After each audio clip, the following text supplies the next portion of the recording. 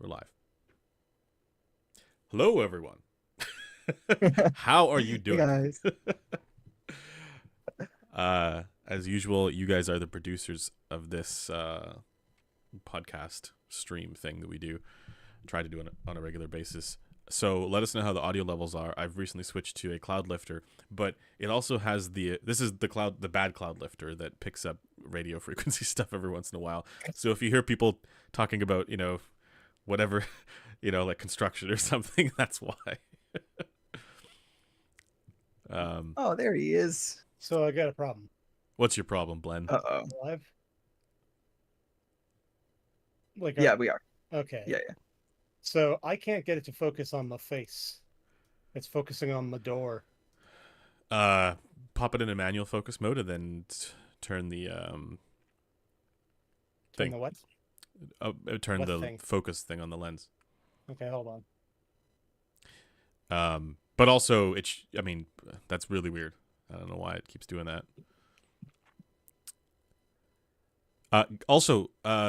We're paying attention to the chat right now because we want to see. I want to double check that.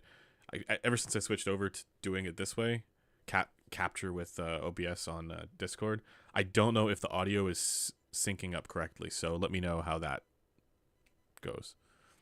Yeah, the A7C does have eye autofocus, so I don't know if there's an issue with his situation right now. He's using it in. Yeah, your sync is fine on the stream. Okay, excellent. I've trusted people before when they say it's good, and then I watch it back afterwards, and it's like, no, it's clipping, everything's wrong, it's choppy. It's like, are you not paying attention? No, Joel, he's just doing something different. So a lot of the people who watch the stream don't know this, but whenever we have done live streams in the past, you guys can see Andrew's face, but no one else on the stream can see Andrew's face. So Andrew's trying something different this time, so we can see his face and actually interact with him, have a conversation like normal people. It's working, it seems. So here we are. I don't know if it's better. It's definitely better. Like jokes about your own appearance aside, okay. It is way better to be able to see you react while I talk, and yeah, it's great. Okay, I'll take your word for it. So is Andrew actually John Cena?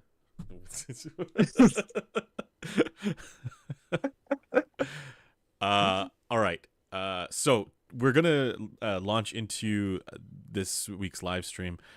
We do have a number of topics for you guys, but first, this is my first live stream back from the trip that we went on to Munich high end, and then we went to Poland as well. So we had a big old trip to Europe that was a ton of fun. We do have a video coming out on that that should be out sometime in the next week.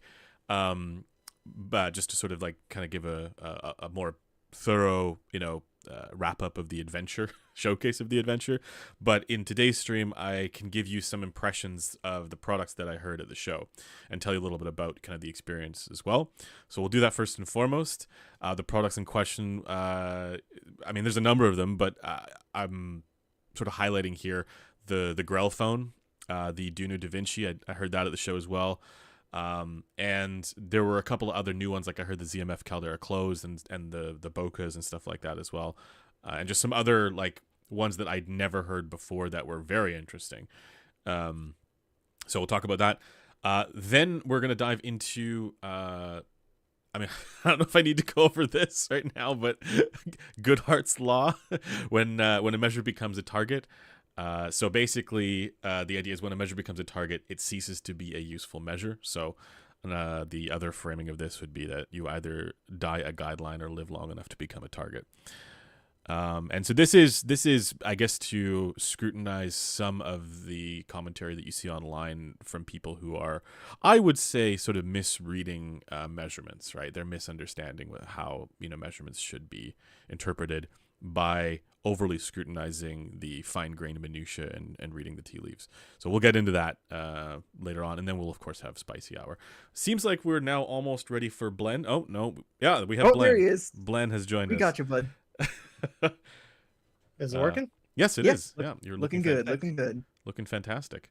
There's a lot of running around. Mini HDMI is a standard that can just die. Yes, agreed. I mean, it probably has died already, and this is just an old camera. No, I was just saying on my fairly recent Fuji camera they use mini to HDMI, much to my sadness. But I get it; it's a small body, so you can't really put full size HDMI on it. Okay. So first and foremost, I haven't spoken to you guys in a while. So how are you guys doing? I think I'm getting sick, actually. That's Sick of the bullshit in this industry, but no, also physically. well, but you say getting sick, have been sick for a long Yes. time. It is a chronic illness. Yeah. Should probably I'm be good. more zen. Oh well. Yeah, I'm Just chilling. angle the camera down a little bit. No. Are you wearing pants? Yes. I am wearing pants. My desk is a mess. I will not be angling the camera down. Okay. And Griffin's doing well, I assume. Except for Yeah, the I'm loss doing of well. camera. Sorry, I just turned off my camera really quick. My partner's behind me. She's just about to leave. Okay. My daily challenge is say my pinna should be bigger 5 times as fast as you can. Why? My pinna is large enough. I wish my pinna was smaller. Me too, Doesn't man. really fit. Me too. Same. I was just reviewing a headphone that I'm like, okay, like for normal people, maybe this would fit their ears fine, but for me, it crumples the backside of my pinna into the side of my head. Elephant ears gang is a sad life. Yeah, it really is. Mhm. And they're super like floppy too, you know. Floppy ear gang, floppy pinna gang. I don't really have issues with the rigidity of my pinna, to be honest. It's pretty It's cartilaginous. just fully engorged the whole time. Well, Yeah, it's cartilage, isn't it? It's always Yeah. stiff. Yeah, Ideally. ideally.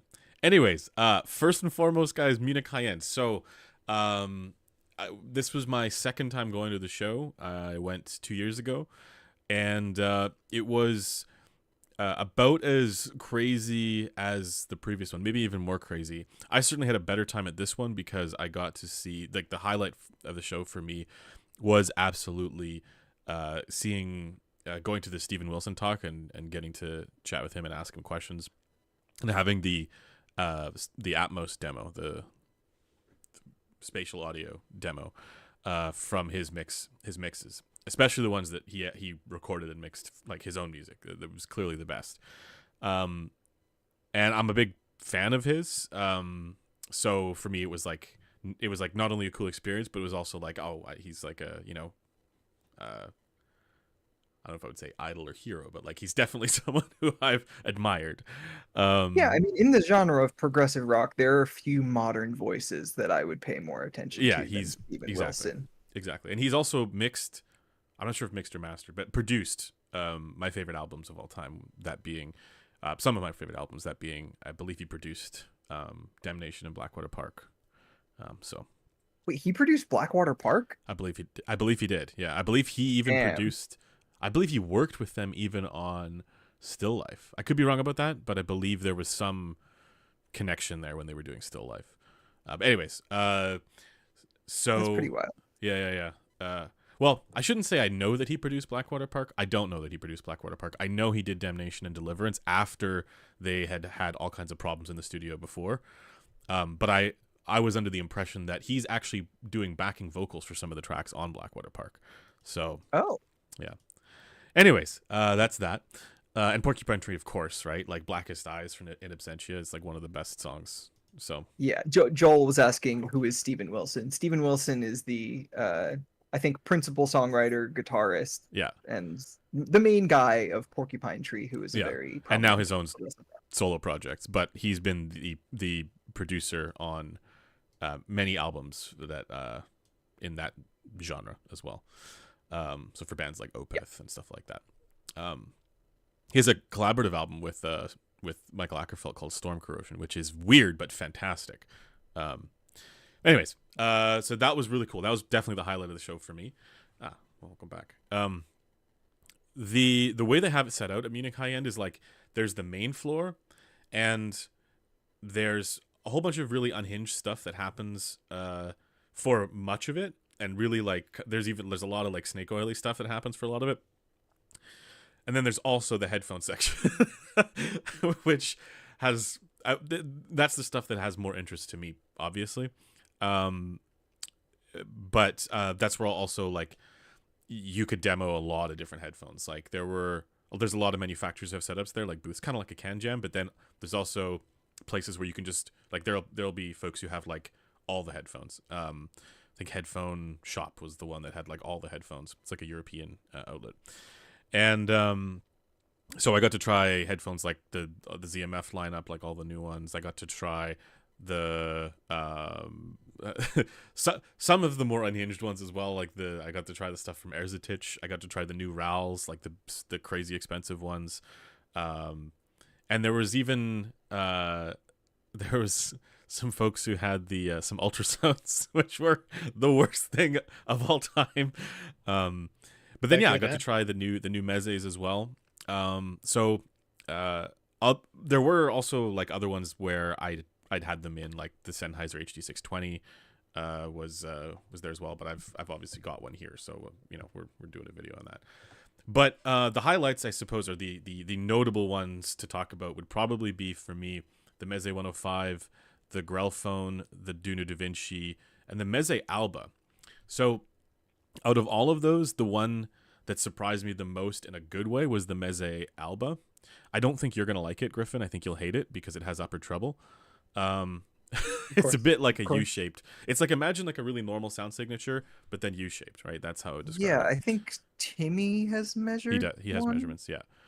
So you would have maybe seen that as well. But it was a lot. It sounded a lot more expensive than, because we didn't know the price, right? We all guessed like a much higher price than what they were wanting to sell it at. I think they wanted to sell it under $200. So yes, it was, Pigmanny, the white Meze IEM. Yeah, it was way better than what I was expecting, what anybody was expecting. It looks like probably the best popcorn. What? I don't know about popcorn. It looks like popcorn. No, I wouldn't say it looks like popcorn. But what's the name? Alba, Meze Alba. Yeah. Alba. Yeah. Then there was the 105. I didn't like the 105, but Cameron and Taryn did. To me, the 105, it just sounded like a lot more. It sounded like a 109, but bassier and worse treble. Like the treble had issues to me. Mark in chat says, "Am I the only person who's told about embargoes?" Well, I'm not allowed to talk about the Meze 105. We have a video coming out. He might have been talking about the Alba, actually. Also, I've got to agree, it does kind of look like popcorn to me. Oh, okay. Oh, Timmy's in the chat. Shout out to Timmy as well. After you already posted an unboxing. Yeah, so like, with the Alba, it's like I'm not posting anything. I'm just giving my impressions of the show here, right? Mm-hmm. So I'm allowed to talk about it. Are you though? Yes. It was at a show. We're allowed to give impressions of the show. Yeah. I'm not publishing any material, any like graphs or anything like that. Yeah, there's a public headfi thread on it. Anyways, the Grellphone. Man, it's going to be controversial because I talked to people who said it was their favorite thing of the show. They loved it. For me, Did they fix the headband not fitting big heads? Oh, I don't know. It fit me fine. If it fit you fine, that's a good sign. It didn't fit me when I was at New York. I should say it fit me fine, but the sound for where it fit me fine was the weirdest thing that I've ever heard in my life, and I never want to hear that again. Interestingly, wow, is that bad? Yeah, and like it didn't sound the way that it measures. Like I've seen the measurements of it. It did not sound like that to me, and I figure it's because for me, like it's sitting in a certain way where like the angle of incidence for the driver is just like not doing what it should be doing, what they want it to do. So you didn't get like a dark lower mid treble response like that. For me, that darkness was in the ear gain, like in the strongest part of the ear gain. So it sounded like actually quite muffled, and then like treble, like tons of treble above that. So it was almost like that dip shifted down for me. For some reason, but then when I was kind of like going like this with it to move it so that the drivers were actually closer to my ears, basically, it started to sound so much more normal. So maybe it's like for people where it sits kind of like that for them, that's the intended tuning. But for me, it just was like, nope.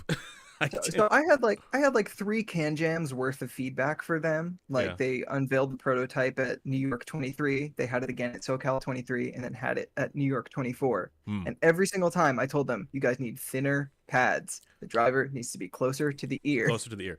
Yeah, I mean, but that's like their whole concept is to have it further out, right? Like in front of you, right? But Well, it can still be frontal. It's just because yeah, should yeah, be yeah. closer. So maybe that's Yeah. that's the issue that I was experiencing, is that it was just too far forward, and My I problem is that it always fits me like this. right. It's like Well, the headband does not extend far enough I, for I me. was Or kind it of didn't. thinking though, because it did have that crazy soundstage effect, right?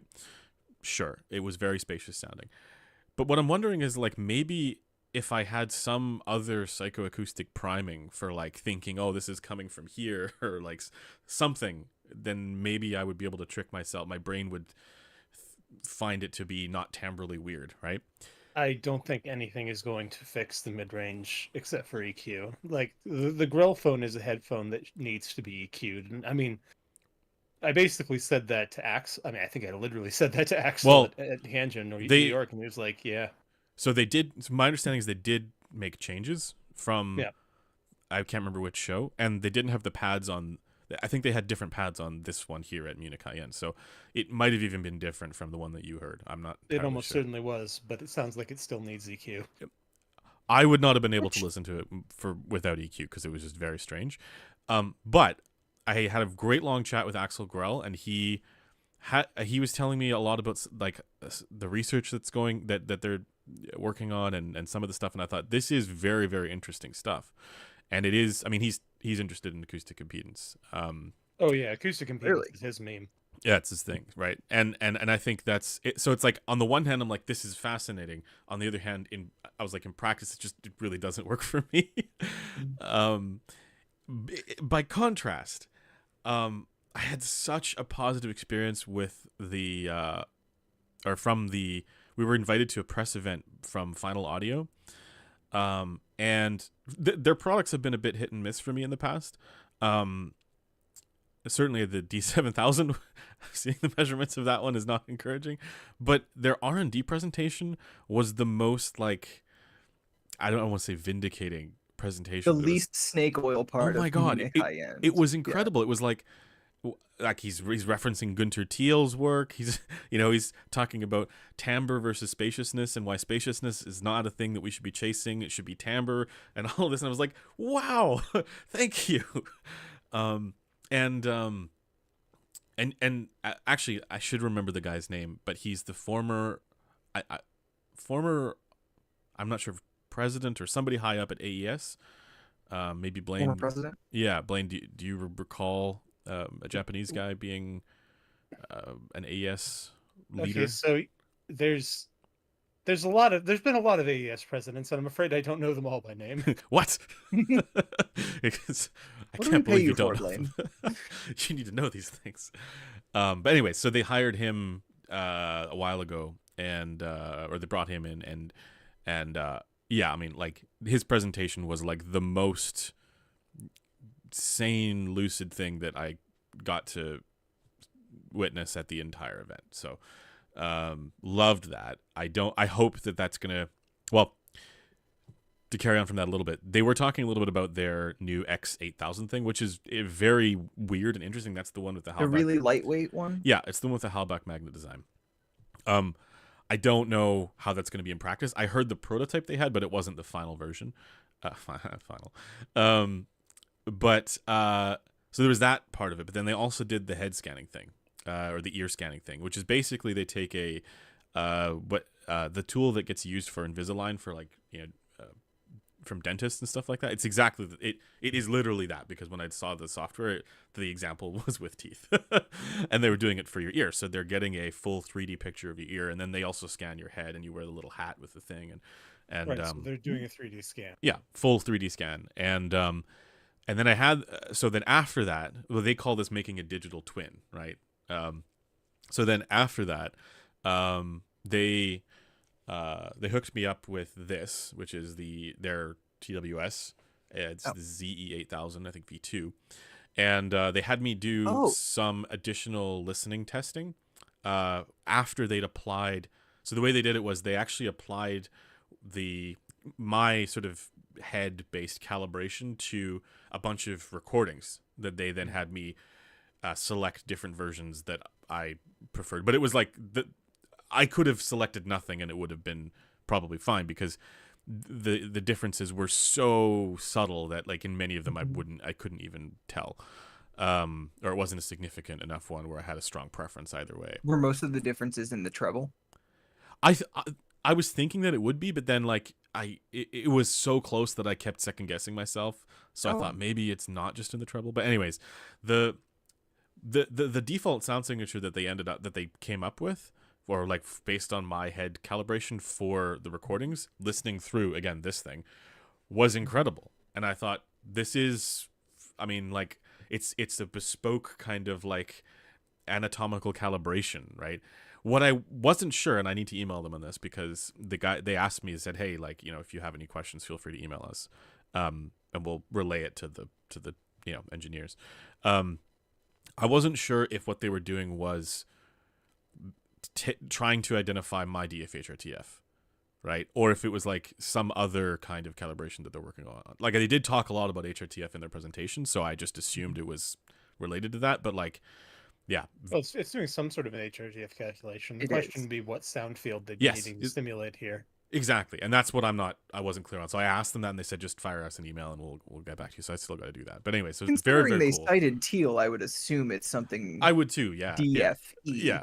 But the ZE8000 is also like an IEM that people have dunked on because it measures It's flat. Yeah. above like 500 But you're not hertz, supposed to so- use it. Yeah, you're not supposed, like, it's meant to be used with this, But thing. now, Yeah. but now we know that. Yeah, Yeah. I didn't know that. I just thought Yeah. it was a flat measuring IEM until Constantine mentioned something about it probably being a Yeah. baseline for some sort of HRTF modeling. Yeah. So So. when it comes to that stuff and what they're doing, I mean, it's ambitious as all hell.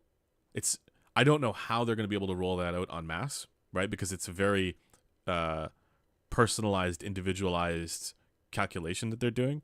But they seem to be trying to do this for people. And so, Well, I mean, that's a lot of people have been trying to do that, like with automatic things based on photogrammetric scanning, Yes, where you take yes. a bunch of pictures of your ear. yeah. So And it's try and- possible that they're hoping to build a big enough database of the more refined 3D scans to train something for photogrammetric or some other more portable approach. Which makes sense. Or they might just, I mean, like, they might offer it as a service, and in that case, it'll probably be Japan only. Oh, no, they already are. They already are offering as a service in Japan. That's what I thought. Yeah. That But- might just end up being one of those things that only happens in Japan. Yeah. But I mean, it's happened to me. I have the thing now, right? So they're sending You a should final. ask them for their 3D scans of your ears, by the That's way. I asked them. Yeah, I asked them at the show, and they said they'd be able to send it. So very, very cool. Yeah. So again, like, I'm not saying I know how their products are going to be turning out for the masses, but I do know this part of it was like incredibly well done, and like they are extremely dialed in when it comes to knowing what good is. I mean, with this stuff. I'll say their IEMs prior to that, the Yeah. ZE whatever, like their E series is one of the few IEMs that was tuned well prior to, Yeah. the 5128 coming around. You mean it's for the mid range, especially? Yeah, pretty much for the mid range only. Yeah. But Yeah. there was always the kind of question mark of them having dubious QC. They very often, pretty much always, had channel balance issues. Oh, really? Interesting. In the E series, yeah. Well, hopefully So they can the fix that. running joke is when you buy a final E500, you're actually getting two IEMs. That's no good. Yeah, not great. But anyways, so I hope that some of their recent R&D stuff, well, I hope we get to see the outcome, right? The outputs of their recent R&D stuff, because it was all very well done. I'm not saying that applies to their existing lineup, because I don't think it does. I think it's like the products that they've been working on that we'll eventually get to see. My hope is that you get that with the X8000, because that's a weird design, very interesting. I listened to it, and it sounded weird, but not in an unpleasant way. I was actually it sounded way more normal than I guess I was expecting it to sound, if that makes sense, right? Like, the whole thing was a weird experience because of what it was, but I wasn't like, this is offensive in any way, right? Okay. Then Da Vinci. Okay, so do new Da Vinci. I got a chance to listen to that briefly, and shout outs to Timmy in the chat. It sounded good. It sounded like kind of Dusk, like with more bass, but there is a peak in the treble for me, and I'm not sure if this is just me, because it could just be, you know, incurring the length mode resonance in a particular spot as usual. So would you say it's lower treble? I couldn't really tell, but it was. I mean, I wouldn't say it certainly wasn't upper treble for me. It was more Okay. either lower treble or mid treble. Yeah, so probably a length mode thing for me. But I've briefly glanced at the measurements of this like a long time when I first saw it, but I haven't really looked at it since. So I wasn't correlating what I was listening to with where I thought there might be something. This is just how I heard it, right? But I would say, you know, if not for the Dusk, you know, that would be the IEM that I would choose. But I think it's less expensive than the Dusk, right? And yeah, it's $299 instead of $360. Yeah. So it would be high up on that list for me, especially if I'm only using it with analog, right? Not the DSP stuff, because I would say better than the Dusk with analog. Say that's probably non-controversial. Yeah, but that's just like a first impression, right? Like I Sure. wouldn't need. It's gonna be showing up here soon, thanks to Timmy for sending it out.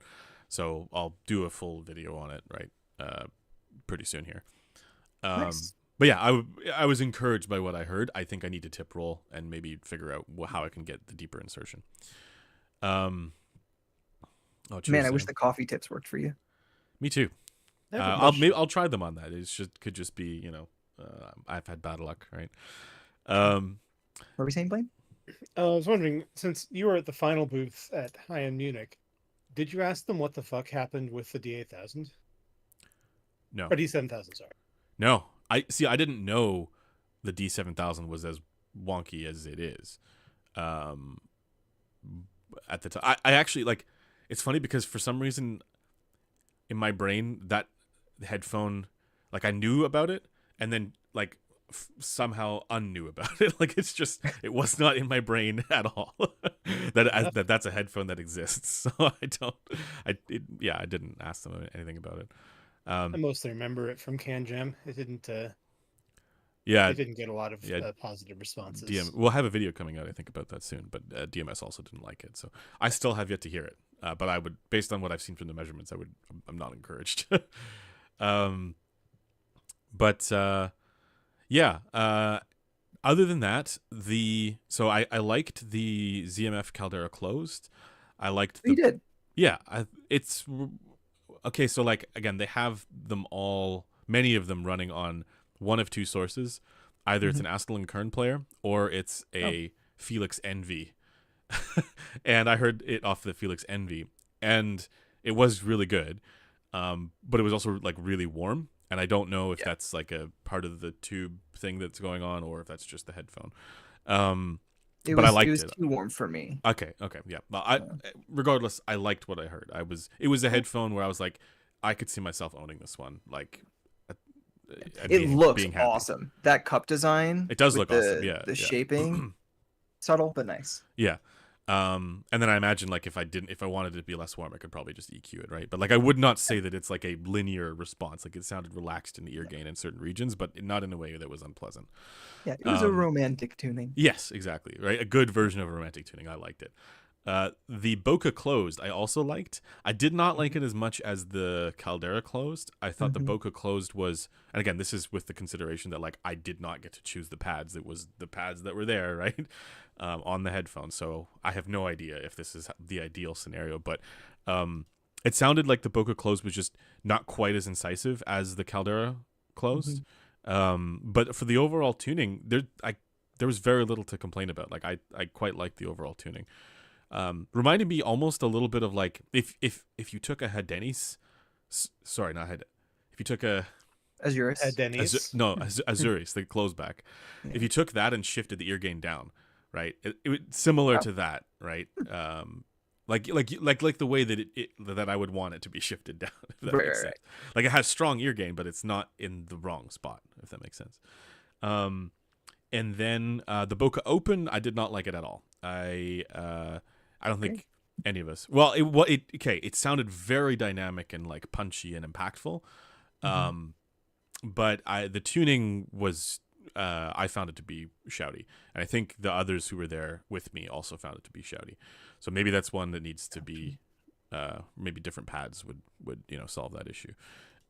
But yeah, from show impressions, Boca Close was thumbs up, Caldera Close big thumbs up, Boca Open not so much, with those pads at the very least. And then what else? The coolest thing that Cameron and I both heard at the show, by far, was it was actually on the last day. We were randomly walking past where some folks had like various different meme setups with like the real setups, the big spinny tape. reels. Yeah. And there was a setup with the Blue Hawaii, and 2 ESTAT headphones. One was the ES Labs ESTAT. I don't know anything about that one. ES1A. Yeah. Yeah. Okay. And it's funny actually. So Cameron was listening to it and he was like, "Oh, it sounds great." And then he handed it to Taryn, and Taryn, he picked it up and one of the cups fell off. Ooh. So that Damn, was had fun. a Constantine moment. Yeah, exactly. But the other thing they had there, and I can't remember the name of the booth. It's in the video because I talked about it in the video. It was Zavalinka Records or something like that. But yeah, nothing I'd ever heard of before. But the other ESTAT was from a company called Perun, and it looked like a wooden DIY ESTAT headphone. Yeah, like rectangular, but very ovoid shape to it, right? Oh, ovoid. Yeah, like very like HE1 style shape to it. Ovoid in that sense, right? Sure. We have video of it. That we'll have that video out soon. But I was very impressed with that headphone. It looked like something that I wasn't gonna, or I shouldn't say headphone because I don't know if it was the system, the track, whatever, right? Like I knew nothing about it. We had to listen to whatever they had. Sure. But that was a great experience listening to that thing. And it was just sort of like this weird DIY thing that I did not expect to. I was like, oh, cool, the ES Labs thing. I've that's a thing that like people talk about, so that'll be good. And then it was right next to this wooden thing. And I was like, okay, well, I'll give this a try. No expectations, and like I liked it more. So, have you heard they're of both it? kind of DIY in the sense of their scale, right? Like What's that? ES Lab is So is yeah, not a ES lot of Labs is people. full. Yeah. Is what? Sorry. They're both DIY scale, right? DIY like, scale, there are one okay. or two people. Well, the Perun thing looked more garage, More DIY. Yeah, Yeah. but Less refined. yeah, but the cup didn't fall off on the Peruns. Point for Peruvians. So did the cup fall off because one of the screws unscrewed itself or something? I have no idea. Taryn just picked it up and the cup went right on the floor. Yeah. It's interesting. I feel like you have this there's this perception around you as this like curmudgeonly graph guy at times, but like the amount of times I've heard you go to a show and then the most impactful thing being something that was like something you didn't expect based on a measurement being good or something like that, and it like has a technical or subjective aspect to it that really surprises you. Like I feel like there have been more than one occasion where that's what you leave a show with. Yeah, like and the that's biggest wow moment. And that's why show impressions are terrible. You're not wrong, but it's fun. It's a good time. Yeah. So Joel says I don't even consider Andrew to be a graph guy. That's Joel You've saying been demoted from graph. I mean, like legitimately amongst you guys, I am even less. You guys are more graph guys than me, even though I'm the one taking the measurements. That's probably a good thing. Yeah. But like I approach this stuff like I would consider myself an objectivist, right? But I do approach this stuff very much from the experiential side of things, right? Mm-hmm. Yeah. Blaine didn't like that. Yeah. No. But you know what I mean? I approach this very much from the experiential side of it. So like when people talk about technicalities, I hear that stuff. Doesn't this just make you an empiricist? Yes. When it comes to this no, stuff, we're not going here. When it comes to this stuff, I already know where this is going. Yeah, but that doesn't mean that it overrides my subsequent knowledge of what's going on here, and so that's why when I sit down and do the measurements and try and figure out like actually the biggest thing for me, it's less even about the measurements and more about like when I have an opportunity to sit down with something and EQ it, because that's when everything sort of reveals itself to me, about how various things are sort of, you know, better or worse, where the issues are, that kind of thing. So yeah, I would say it's the kind of thing where even if something isn't for me, I can understand. I can participate in the joyous experiences that others might be having with a given thing. And these shows are a great example of that, where the first impression for a lot of this stuff is that sort of wowing effect. Mm-hmm. The one I wanted to call out that was not a good experience for me were the new RAL double ribbon things. Both of them, I don't understand the hype around those. Quite odd sounding to me. Hey, Blaine, don't post it in here. That's going to the stream. Wait, you can see this? Yes. Oh. No, we shouldn't. We should not ban The Last Rhino. Wait, you literally can't see it on the stream. I'm watching. Yes, you can. I just saw it. Oh. Well, the reason I asked was that he has been consistently pretty hostile, and now he's been hostile to Zach. All right, Last Rhino, stop being hostile to Zach. Or anyone, like really. You've been kind of mean to people in the stream chat before. Yeah, stop being mean to people. You can be mean to Blaine, but that's it. I mean, yeah, I don't really care. I expect it. Yeah. You couldn't get through the first page of Fountainhead. I mean, that's you among many. I think that that's a positive mark. That is a good trait. Yeah. Although I don't know why we're talking about that now. But... sadly read some of both of them. I would say that The Fountainhead is by far the better written of her two most famous works. Well, compared to Atlas Shrugged? Let's Atlas not Shrugged talk makes me about Atlas Ingrid novels. So yes. much brain jerking. Yeah, okay. So I think that's basically it for my impressions of... I mean, there was so much more at Munich High-End, but there's a lot of stuff that I can't talk about. Okay. That is like actually embargoed, you know, like stuff where it's like, you know, 571 with a good post. the orange jumpsuits come out if I talk about it. No, I'm just kidding. Blaine FR Lacrosse it should be. Blaine looks like so many people at once that it's impressive. You were just talking about that earlier today, how Andrew is white guy number 4 and you're white guy number 6. Yeah, pretty much. I think it's just that bearded white guy is a very generic look. I am meaningfully Yes, less we're white. not doing I'm this. less We're white. not doing. But we should. We're not doing this. We're not doing. Jude this. Jude is basically my daddy. Blaine didn't like that. Christian is famous asking, what is that thumbnail? So, on that the is trip, our fearless leader. Yeah, on the trip, Taryn was on a scooter, correct?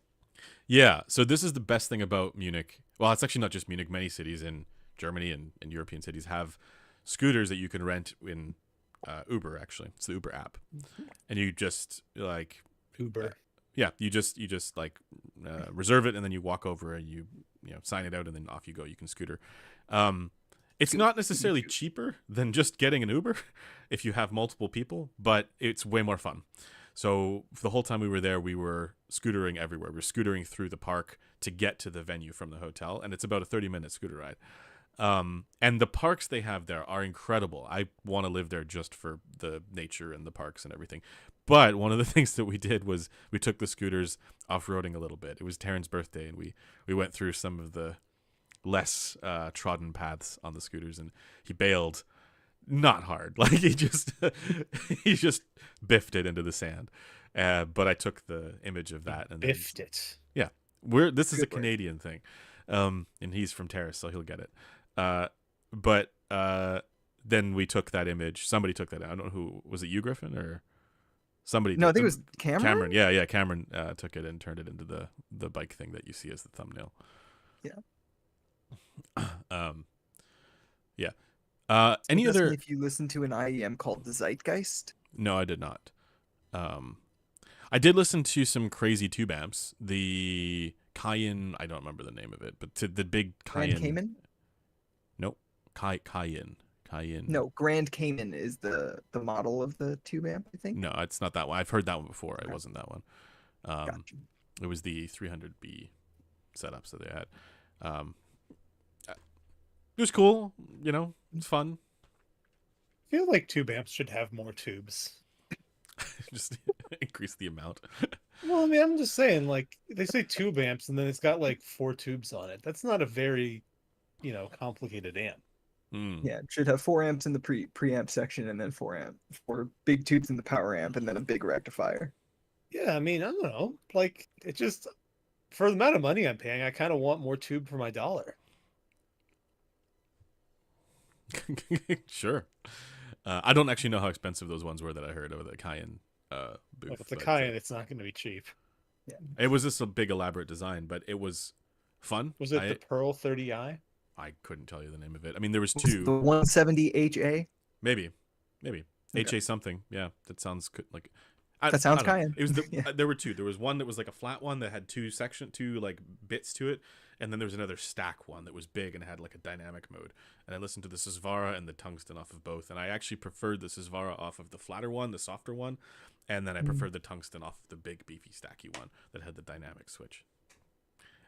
But we actually agree. Like I was chatting with Mark from Hi-Fi Man, who tried it as well, and we both agreed that like, because everybody was sort of hyping up the big stacky one. I think for good reason. It was it had a lot of I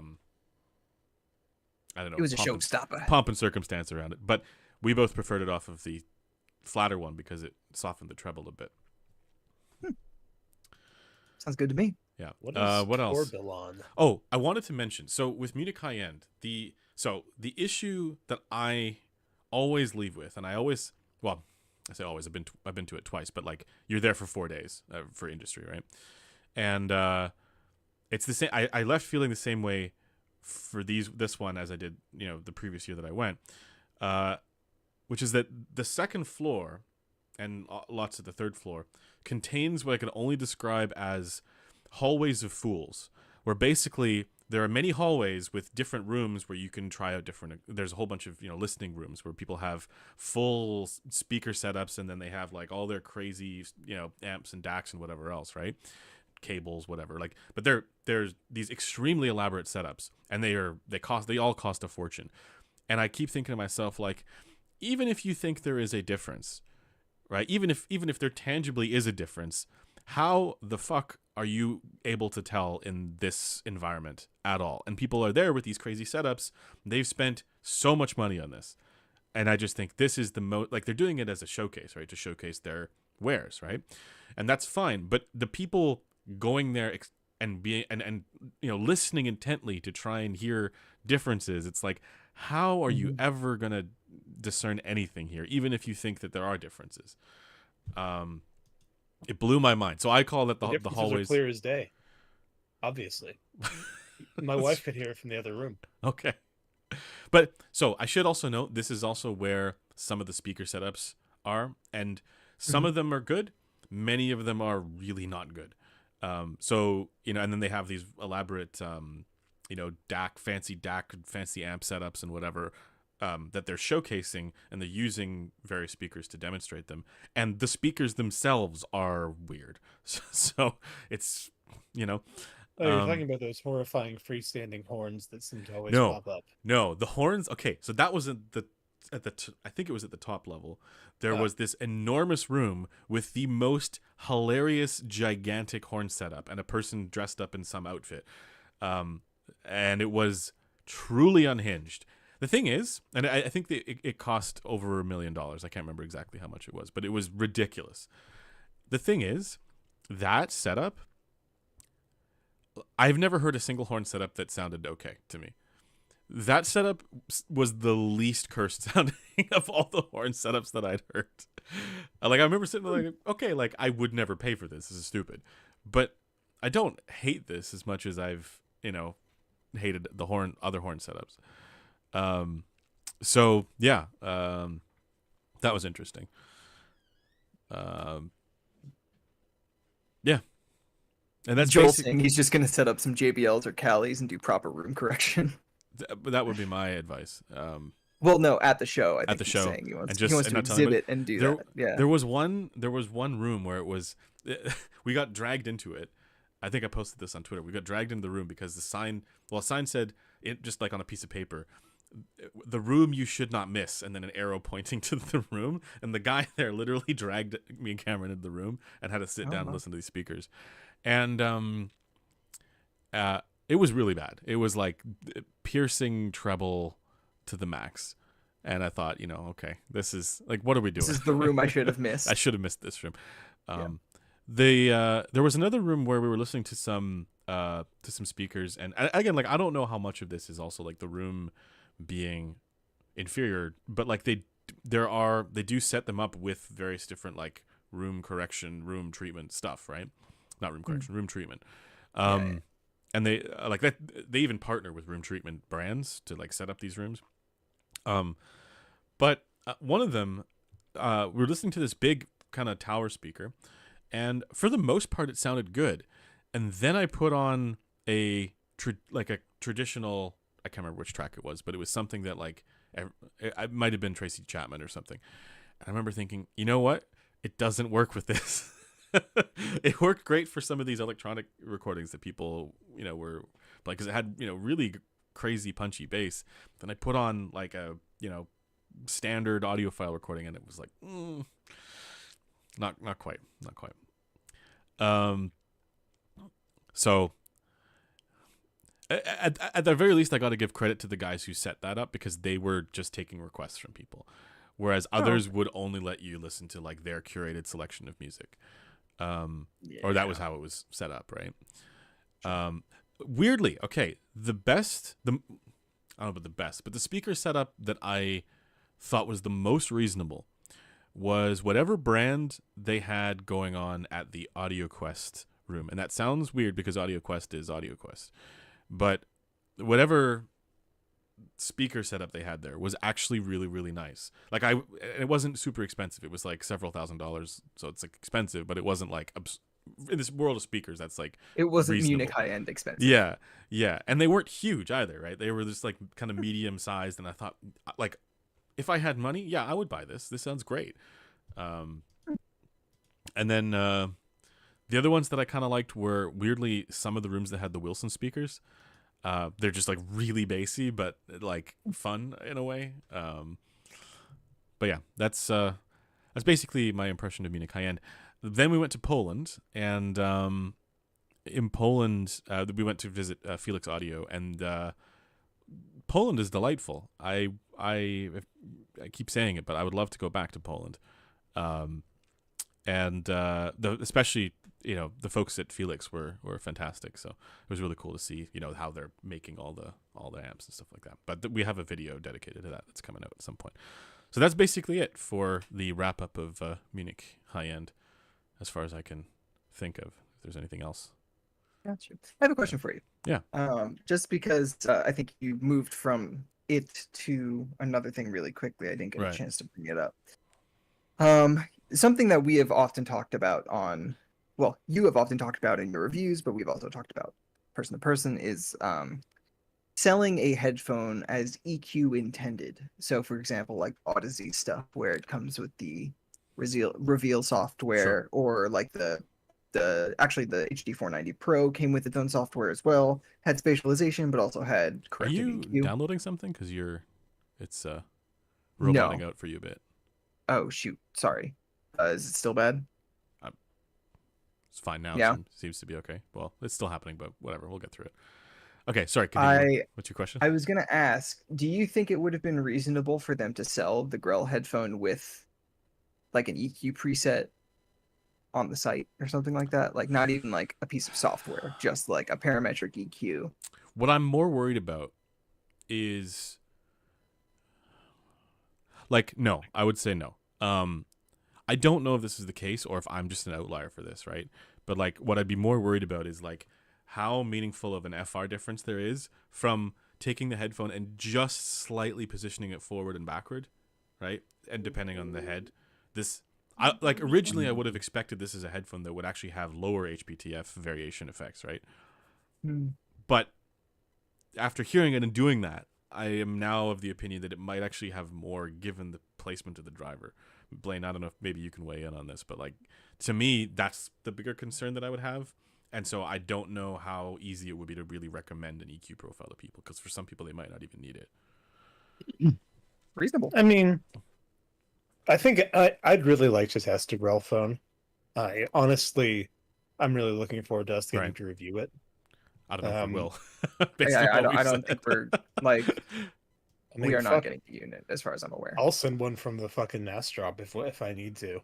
I am interested in that. And Kyle is buying one and sending it to me, but I don't know if it's going to be able By to all like, means. make the rounds within our company. Like, We have if a you want to buy question from one, you should chat. buy one.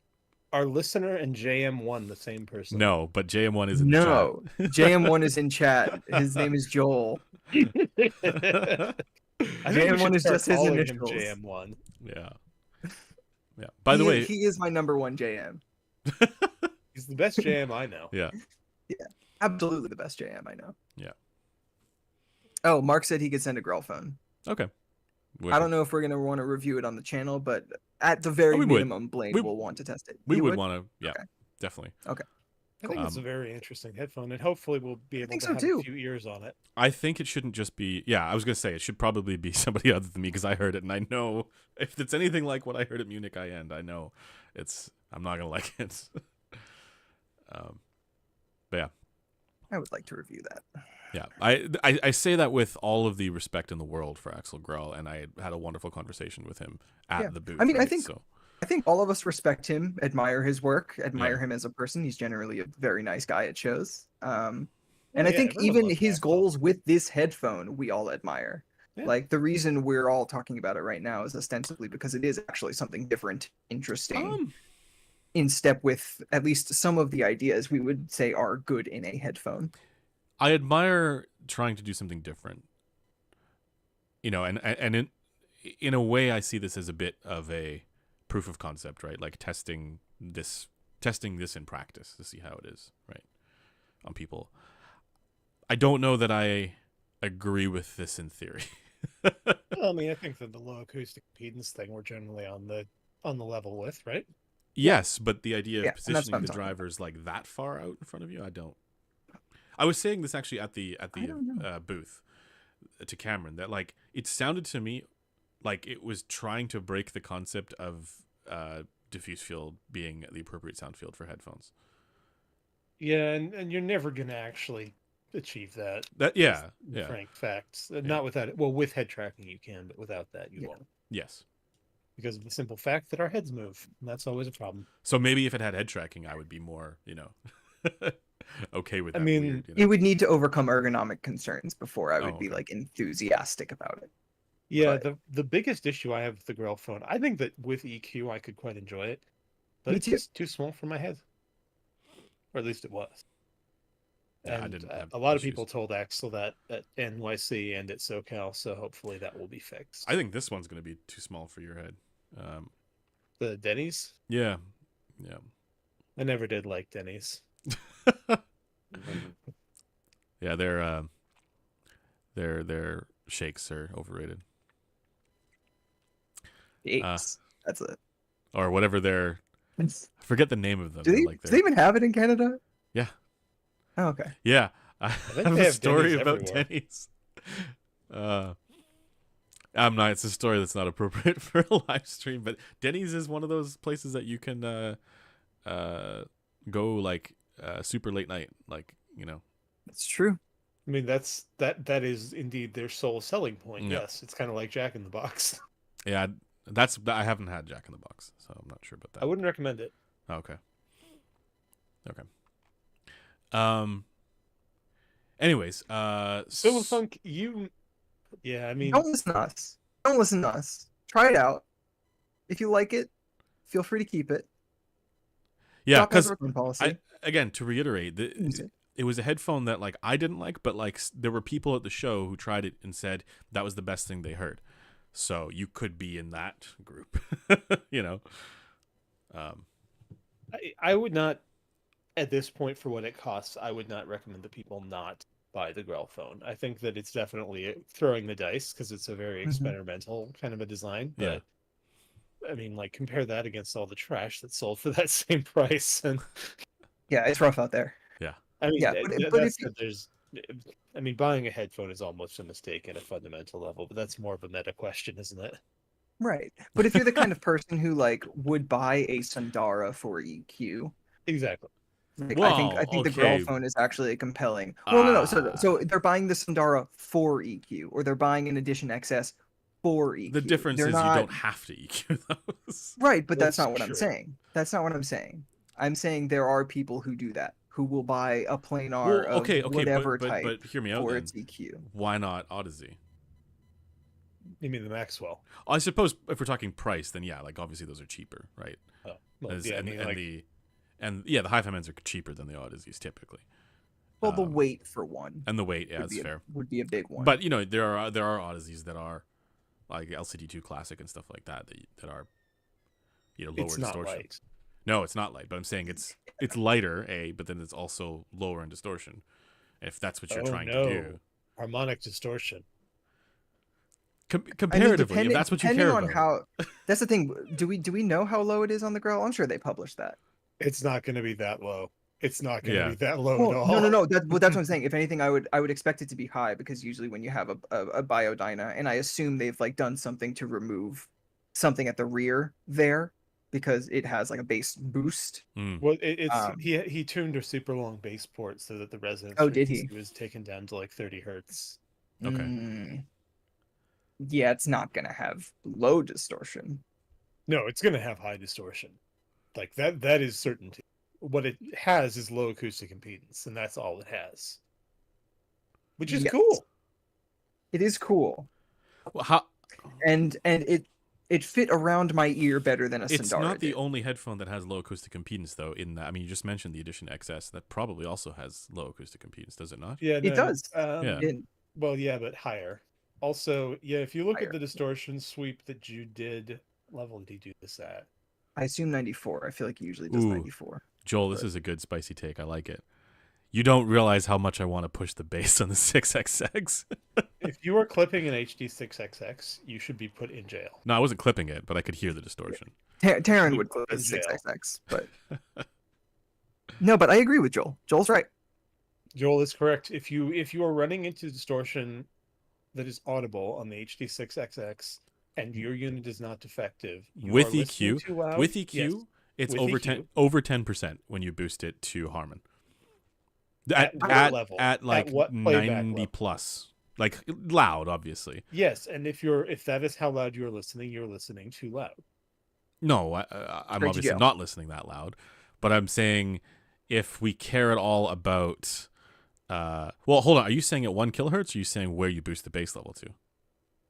I'm saying that given what we know about the spectrum of music, that it generally slants down. If you're listening to music at a safe RMS level, so let's say 75 dB, if you are boosting the bass enough that you hear distortion with the HD6XX, with music or test tones? With music. Okay, that's a different question. You're a degenerate and you should go to jail. Well, I'm not disputing that fact. But I do like. You do also get a lot of like higher order products coming up too in the when you boost the bass. Well, yeah, that's the onset of clipping, basically. Yeah. So, I mean, maybe what if you're a class 2 listener? Then you should be in jail because you're more likely to commit a violent crime. Yeah, exactly. I loved it in jail. when Sean retweeted that thing about like liking bass is correlated with violent tendencies. Yeah, it's aggression or something like that. Yeah. Funny. Also, Mark, I don't think we're actually arguing in favor of Grellphone. I am arguing in favor of Grellphone. I'm not. 1 out of 3 of the stream. I would need to test it at home, and I would need to see measurements on other heads. That was a particularly. I think it's going to sound really bad to at least a strong majority of people without EQ. I just think it's a really interesting design. It's an interesting experiment. It's novel. It's not costing a ton of money. I like it so much better than I like 99% of the headphones that come out. It's like the equivalent of going on like Japanese eBay and buying an esoteric Sony headphone for $350. You know what I think it's like? I think it's like a fucking Miata. Like a Miata is a fucking terrible car by a lot of measures. But it's A fun. lot of It's people say it's cute. great. Well, yeah, but- they say it's great for the same reason that people who like the Grellwolf say it's great. Try doing anything practical in one. Try going over a fucking speed bump in one. No, but the thing is, someone got playing speed. No, but I'm serious. It's something that I think is going to be for enthusiasts. Mhm. I think Yeah, that it's clearly. going to be for a very specific subset of enthusiasts, and I think that for a lot of practical purposes, it's going to be dog shit. But I think that it's a really cool thing. It's unique, and I'd really like it if there were more cool, unique things that might really nail something weird versus just making more generic 500 to 1,000 or $2,000. Oh, it's a flagship with a somewhat harmonious response with That's not the thing. enough Headphones are bass. bad anyway. It might as well be interesting. Okay, so Mark, I'm just saying, Can we cut you have Griffin's the feed? Miata, you have the Grellphone. You are the person I'm defending. Why are you antagonistic? Also, I'm not saying you shouldn't own a Miata. I think Miatas are a lovely car. I'm just saying that they're objectively bad in a whole bunch of ways, which is why they're good. They're a nice, weird thing that does something specific. Uh-huh. Well, now I've angered the car community in addition to the audio community, so Yeah. I'm going to be dead soon. Just I add it to stand the by list. that take, though. And I also think that 10% harmonic distortion is still too much. At what level? That's the Uh, question. again, I throw it back to you. Are we talking about the base level, or are we talking about at 1 kilohertz? Well, no. What I'm saying is, if you're reaching that level on the base, Sub bass, or- like 20 hertz. yeah, Yeah. for a sustained enough period that it is really perceptible. I mean, then- I guess it depends. I guess the question is like, what are we talking about as like, audible? mean, If I say the there bass are- is poopy when I EQ it to match, my preference, right? Is it audible? Well, I don't know that I'd be able to identify it specifically as like this is third order harmonic presence that's causing it. I'm just saying it doesn't sound good when I I'm do saying that. if you're reaching that point, you are either A, listening to music made by degenerates. Oh, B, probably. listening at a degenerately high level, or C, boosting the bass to a degenerately high level. Says the guy whose favorite band is Feuerschwanz or something. Feuerschwanz isn't my favorite Okay, band, but they okay. are one of my favorite bands. Okay. I This mean, is the lately pot I've been calling on the a fucking kettle Stan black. Rogers kick. I've been just listening to Canadian. Oh, okay. folk. That's good stuff. That's objective. Stan Rogers is bless. Yes. Now, and I bet with Stan Rogers stuff, I wouldn't have any issues with 20 hertz being boosted on the 6XX. Coffee Talk says you can drive Miatas on bike paths, right? I wouldn't know. We Good don't point. have them in the U.S. Bike paths or Miatas? That's a good point. Bike paths. We have a Yeah. lot of Miatas. Mhm.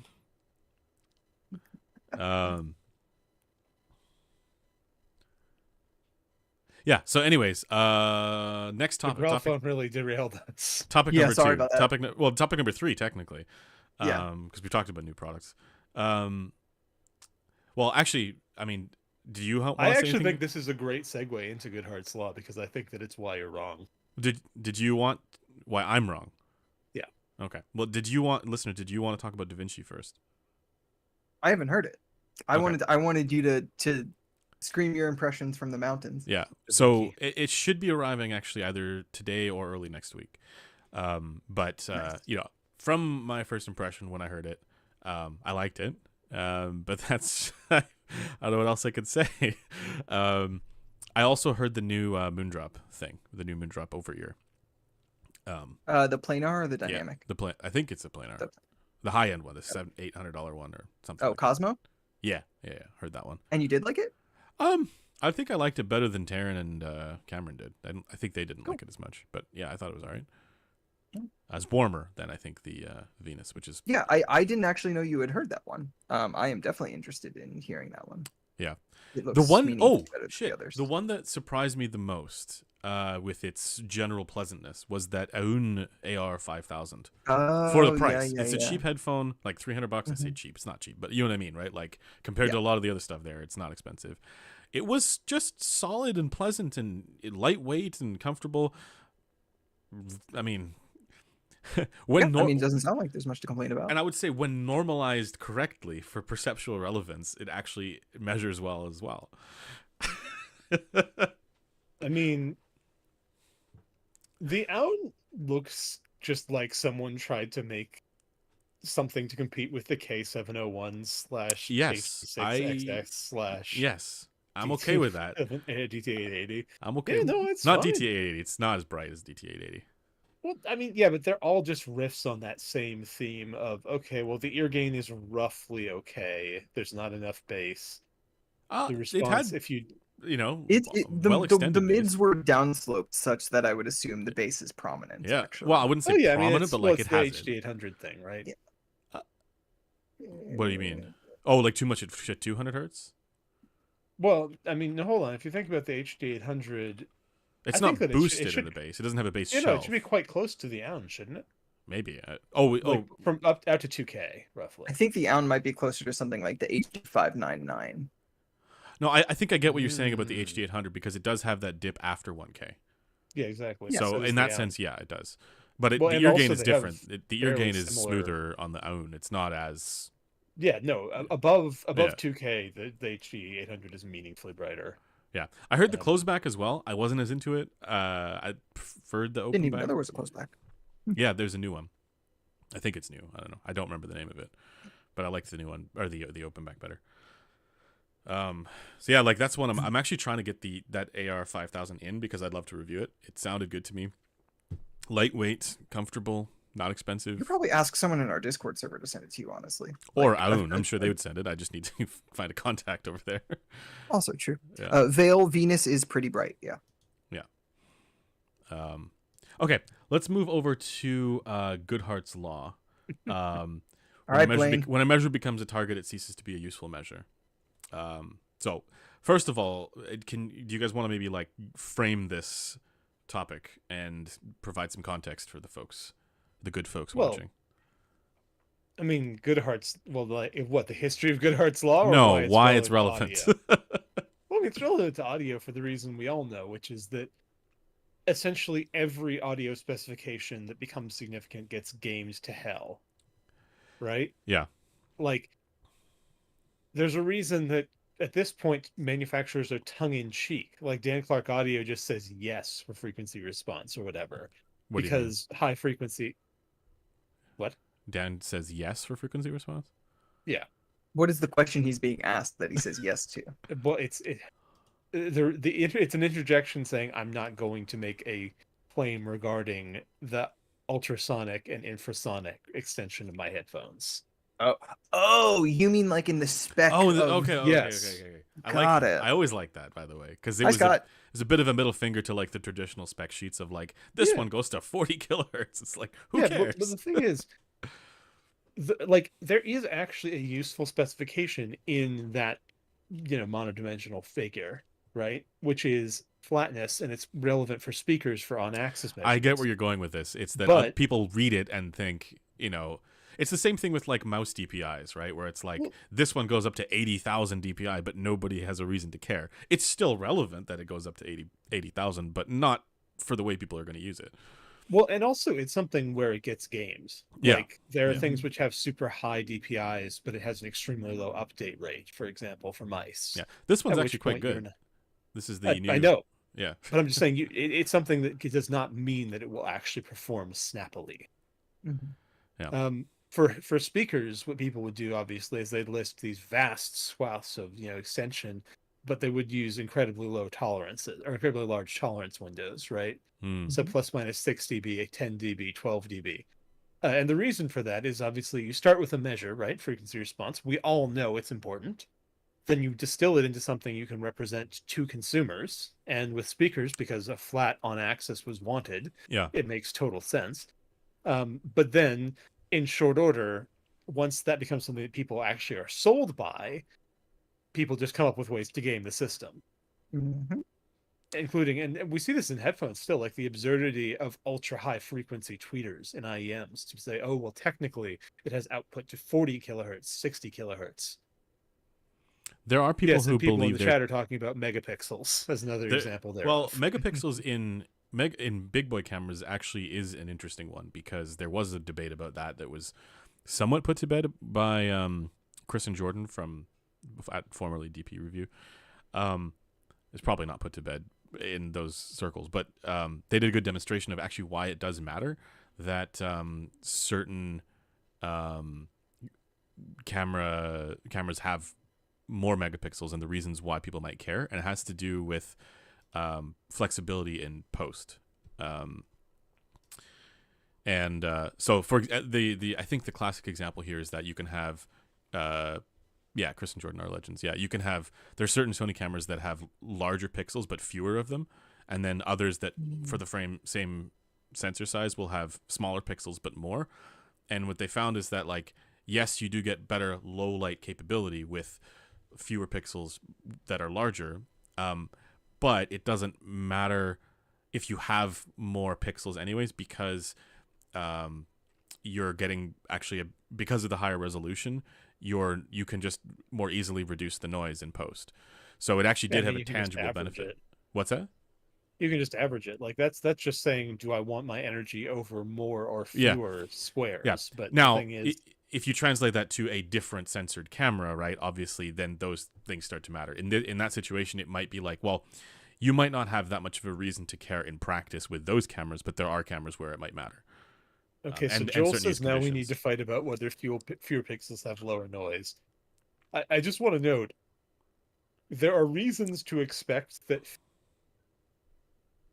All right, there are reasons to expect that for the same coverage area, larger pixels will result in superior signal to noise ratio, and the reason is because there won't be boundaries between the pixels as much, so more of the area will actually be sensor, and so you actually get more of your signal. Lower pixel equals lower noise is a photography meme that needs to die. Yes, and that's, I think, part of what they were demonstrating. In practice, it doesn't hold up. In practice, it doesn't hold up. The boundaries between the pixels should be very small. So, yeah. I mean, it's almost certainly something where if you made a large enough sensor, you could show this as an effect, which is, a few dB or whatever. But how much does it matter? Probably not at all. And you gain benefit from having the flexibility of more pixels. Well, they were also showing this in prints as well, if I remember correctly. Right, Joel? Like, they would print out these big things and say, can you actually even see a difference here?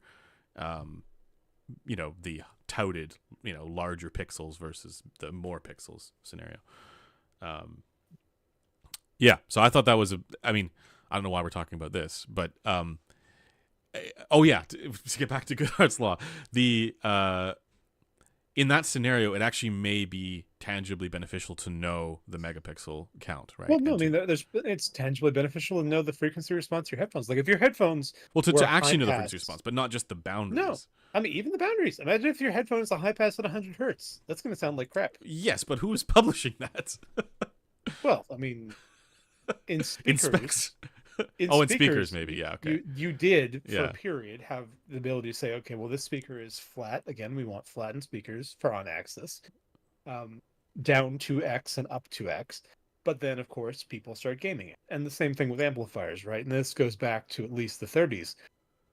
As soon as they were like, oh, well, lower harmonic distortion is good, then that just became the only figure you'd emphasize, that and power. And both of them were game to high hell. So it'd be like, oh, this amplifier can do 100 watts of power, but it can only do it for 10 milliseconds before it caught fire.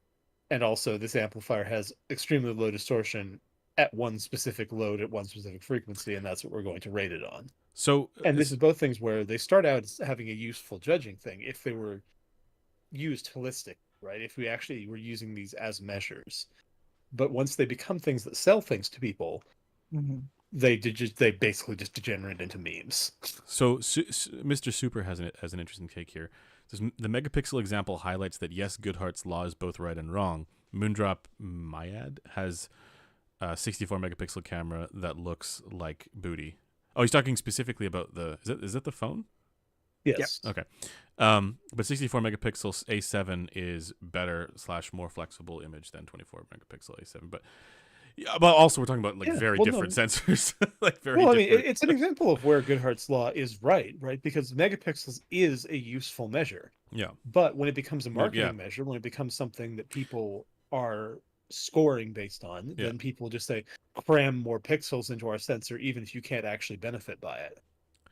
Yeah. I want to take this to the concept of reading frequency response graphs, though, because I think even there within the community, I think this is probably the reason why we want to talk about this in the first place. But within the Well, community, that and the obligatory shitting sign that. yes. Well, that's the next one. But this one is also to do with frequency response, where you will have people, over. I mean, there are people who are some of our detractors will very much scrutinize and overfocus on like the tiniest little deviations from, say, the Harman target, and maybe we could talk about that with respect to Goodhart's law and the concept there. I mean, are they treating in that case, it? The Yeah, metric plenty they're to talk using is about. deviation from Harman, right? Like there Yeah. are people who will just subtract/divide a measurement by the Harman target and then say any variation above X magnitude Yeah. is, this is dog shit, right? Now, Or they'll just use the PPR score. Yes. well, what's Although funny ironically, PPR is much more tolerant of those sorts Right. of variations Yeah. than the majority of people fun. reading plots. the Audavina, was it that Joel said the Audavina scores like 80 on PPR, which is hilarious. Does to me. it? It's like That's the worst so sounding. fun. Yeah, I've made a headphone that scores 97 on PPR. It's like I would never. It's not a headphone that I would release. It wasn't without issues, right? But like it's not that hard to achieve, high PPR. Yeah, and that's because it's for the exact same reason. PPR is a useful measure Yeah, that has limitations, and with any And measure names. there are limitations you can gain. Like you can put more pixels in Yeah. something that are effectively giving you no actual resolution because they're so noisy. You can make a headphone that technically extends out to 100 kilohertz, but doesn't matter when it's one, you can't hear it, and two, it's just a cascade of resonances. yeah.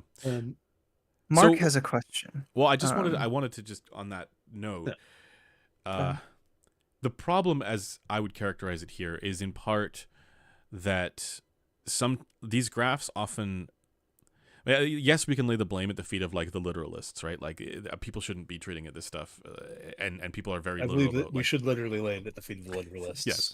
You know what I mean? Like part of it is the fault of the reader, but part of it is also the fault of the way this stuff gets represented. I mean, I can actually understand why the basic reading, the let's say first pass, glance at a graph from somebody who maybe doesn't understand this stuff fully, is there's a deviation here, therefore bad. And this is even like the most obvious and egregious examples of this where people were scrutinizing the 9K dip on Gross data. They're like, what? Oh my God, what's this horrible dip there, right? And it's like, but if you actually know about this stuff, that's supposed to be there. Yeah, and that's just a product of destructive interference Yes. between reflections and Yes, the conscious. but when you're when you're showing a graph there, right? You can't expect that this is something that the average person is equipped with, and even people within the potential enthusiasts are equipped with, right? This is stuff that not everybody. I don't think that it can be part of the expectation for the readership, right, or the viewers. Yeah, it's up to the people presenting the data to guide them disclose. through this process, Yeah, and yeah. oftentimes they don't. And like there are so many little things like that, little caveats, like, oh, by the way, maybe you're a class 2 listener, or maybe or whatever, a class 3 listener, or maybe you have an HRTF such that X, Y, and Z, or maybe there's a length mode resonance for you here that's blah blah blah. There's so many of these little things that you could spend your whole day talking about them, and at a certain point it's like the data representation just needs to be able to reflect some of this stuff. Well, so I would and there's also a lay bit the of a- blame slightly there at the visualizations themselves. Well, and there's a bit of a problem where we don't really know how fine-grained people's perceptions, and particularly how those perceptions interface with preference are. Yeah. Right? Like we have a very, very strong broad strokes impression of what people like. We do not have a very strong impression of what the subjective impact of a Q5 6 dB peak or notch somewhere in the treble is.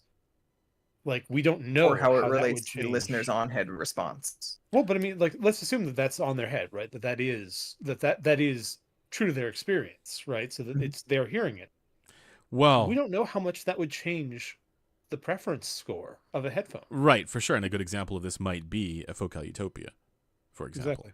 Yeah. But I was Bad also headphone. disagree, but it's fine. I don't like it. Yeah. No, I know. There's lots of people who don't like it, but there's also lots of people who do. I also feel like the units you've reviewed, Andrew, like I'm sure you've heard other units, but the units you reviewed were like noticeably warmer looking than I've any never usual. observed that and do crazy we have a peak. scandal brewing? Is No, I don't Focal think it's a gaming the scandal. sample? I think it's no, I think it Well, I mean, just a the unit ones or I reviewed were picture. like production units that were pulled up or like returns, right? Like open Yeah. box stuff. So I don't know. Yeah, Right? I don't think they were sent to us. Maybe by they're Focal, really good but- at it. So yeah, exactly. This is a really elaborate Illuminati shit going on. But actually, I would say we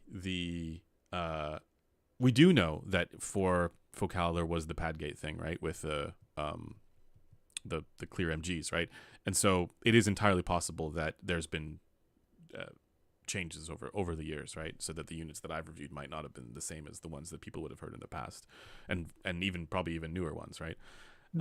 So it's a pretty common thing to happen. I mean, it's not just to do with them. Like every brand kind of goes through this. But yeah, I haven't measured them to have massive egregious treble peaks. I haven't found it. There's some, but they're not like to the level that I've seen in some other graphs. I So think Mark the had thing with Focal openbacks is that they are actually overall quite dark, but they have few narrow Q resonances in the They are treble. typically a little Thank bit you, on the darker Robert. side. I would agree. Yeah. Yeah. Um, Are we going but, to talk about Mark's take now? Yeah, Mark What's has Mark's an take here? interesting question. okay. An interesting question. Well, so interested in Goodhart's Law take on FR. For the FR is everything, folks. Is there no way to game FR in a way that sounds bad? There absolutely is. I would actually say most of the way that FR has been gamed within the last like 5 years or so has been in a way that Well, sounds what do you bad. mean by gaming FR? Do you mean like tuning a headphone such that it looks good but sounds bad, or do you Think mean about IEMs. What have the two predominant targets over the last 5 years been? Well, but so there's another related to this question point to this, which is, what about the analysis of a bad measuring headphone, insofar as it's been represented to be good? Is that possible, or like basically that kind of gaming, like gaming the analysis? No, I 'cause think you could he do it means both ways. gaming the design. Like Yeah, I he's think saying, he Okay, means okay. tuning can you the make a IEM headphone to- that has a apparently good response, like whose response suggests it should sound good, which will sound bad? And the answer is obviously yes. Yep. Yeah.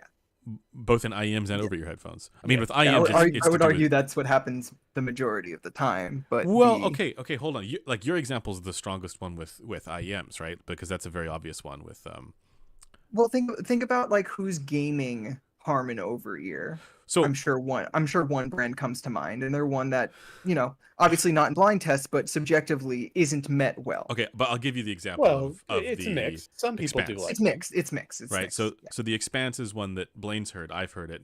I don't know. Have you I've heard it. The Yeah. Expanse was so bizarre to my ear that and Andrew will recall this, I spent Yeah. a protracted period measuring it on different hats, trying to figure out what was wrong. Yeah, because it measures well. It does. It measures very Well. Harman. Yeah, very Harman. But would you say it sounds like that? Subjectively, no. Yeah. So that's one where but I wouldn't say that he's necessarily gaming it, right? I think he just tuned it that way.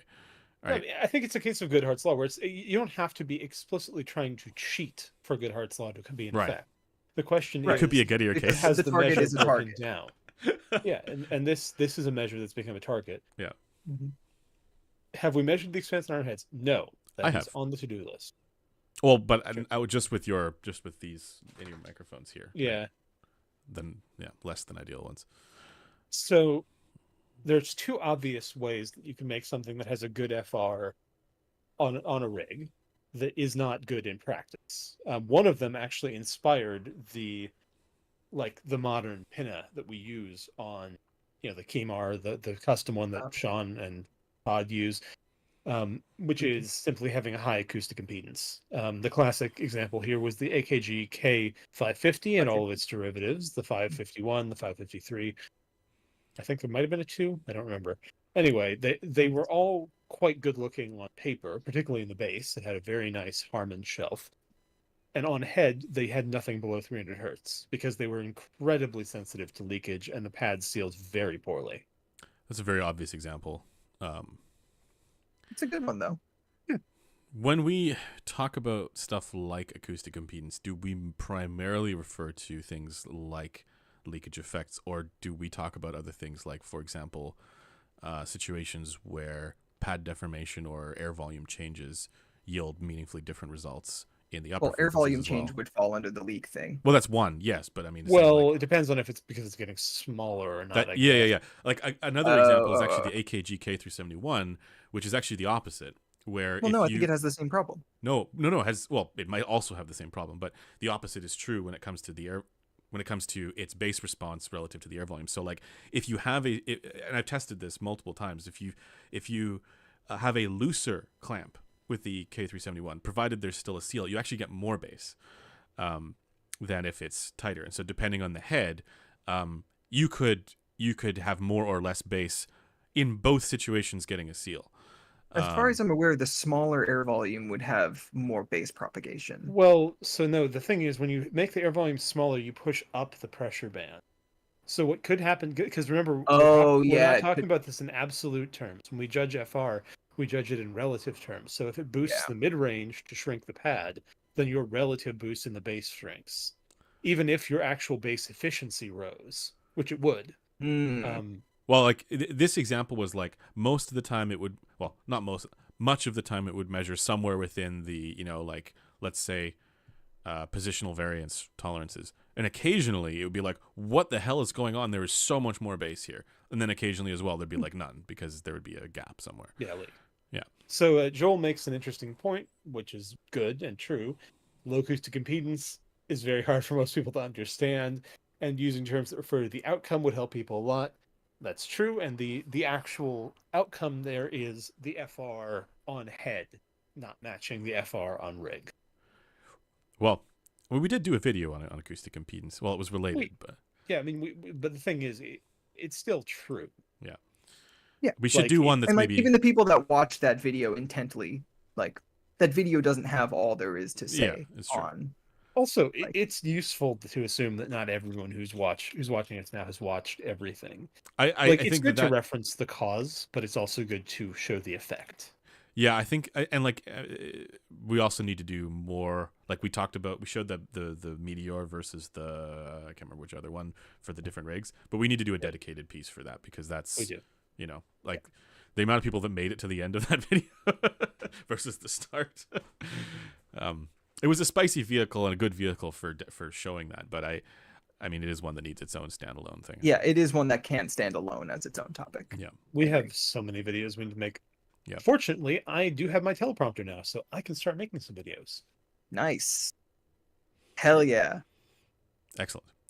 Of course, I did want to just bracket in. There are cases where distortion matters. Like, this is not a... Distortion shouldn't matter with headphones, right? Like, headphones can have extremely low distortion. However, that isn't always the case. And there are cases where there are highly nonlinear components. Constantine Oratory was just posting about this balanced armature that's used in one of the Moondrop headphones, the Variations, I think. And it has multi-decibel sensitivity variations between like 60 dB SPL and 90 dB SPL. Which maybe this is why it's so detailed. I mean, maybe, but it objectively no, but it varies significantly in the FR based on the amount of input voltage. Well, that's just why it's called the Variations. Which linearly will produce distortions, right? Mm-hmm.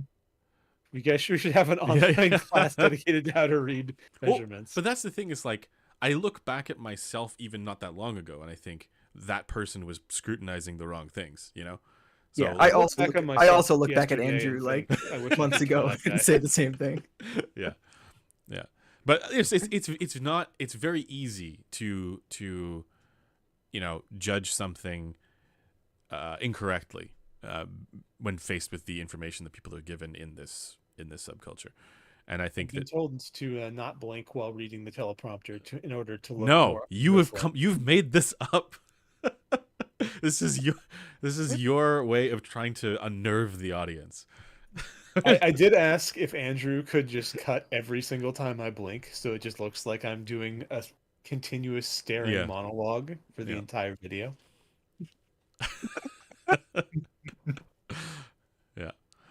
See, the easier way to do this would be to just like, I mean, I'm sure this can be done with AI, or it's just like eyes, like, you know, Just plaster some fake Yeah. eyes on them. Or I could just have fake eyes over my eyes. that's what I'm saying. Yeah, Mhm. with Yeah.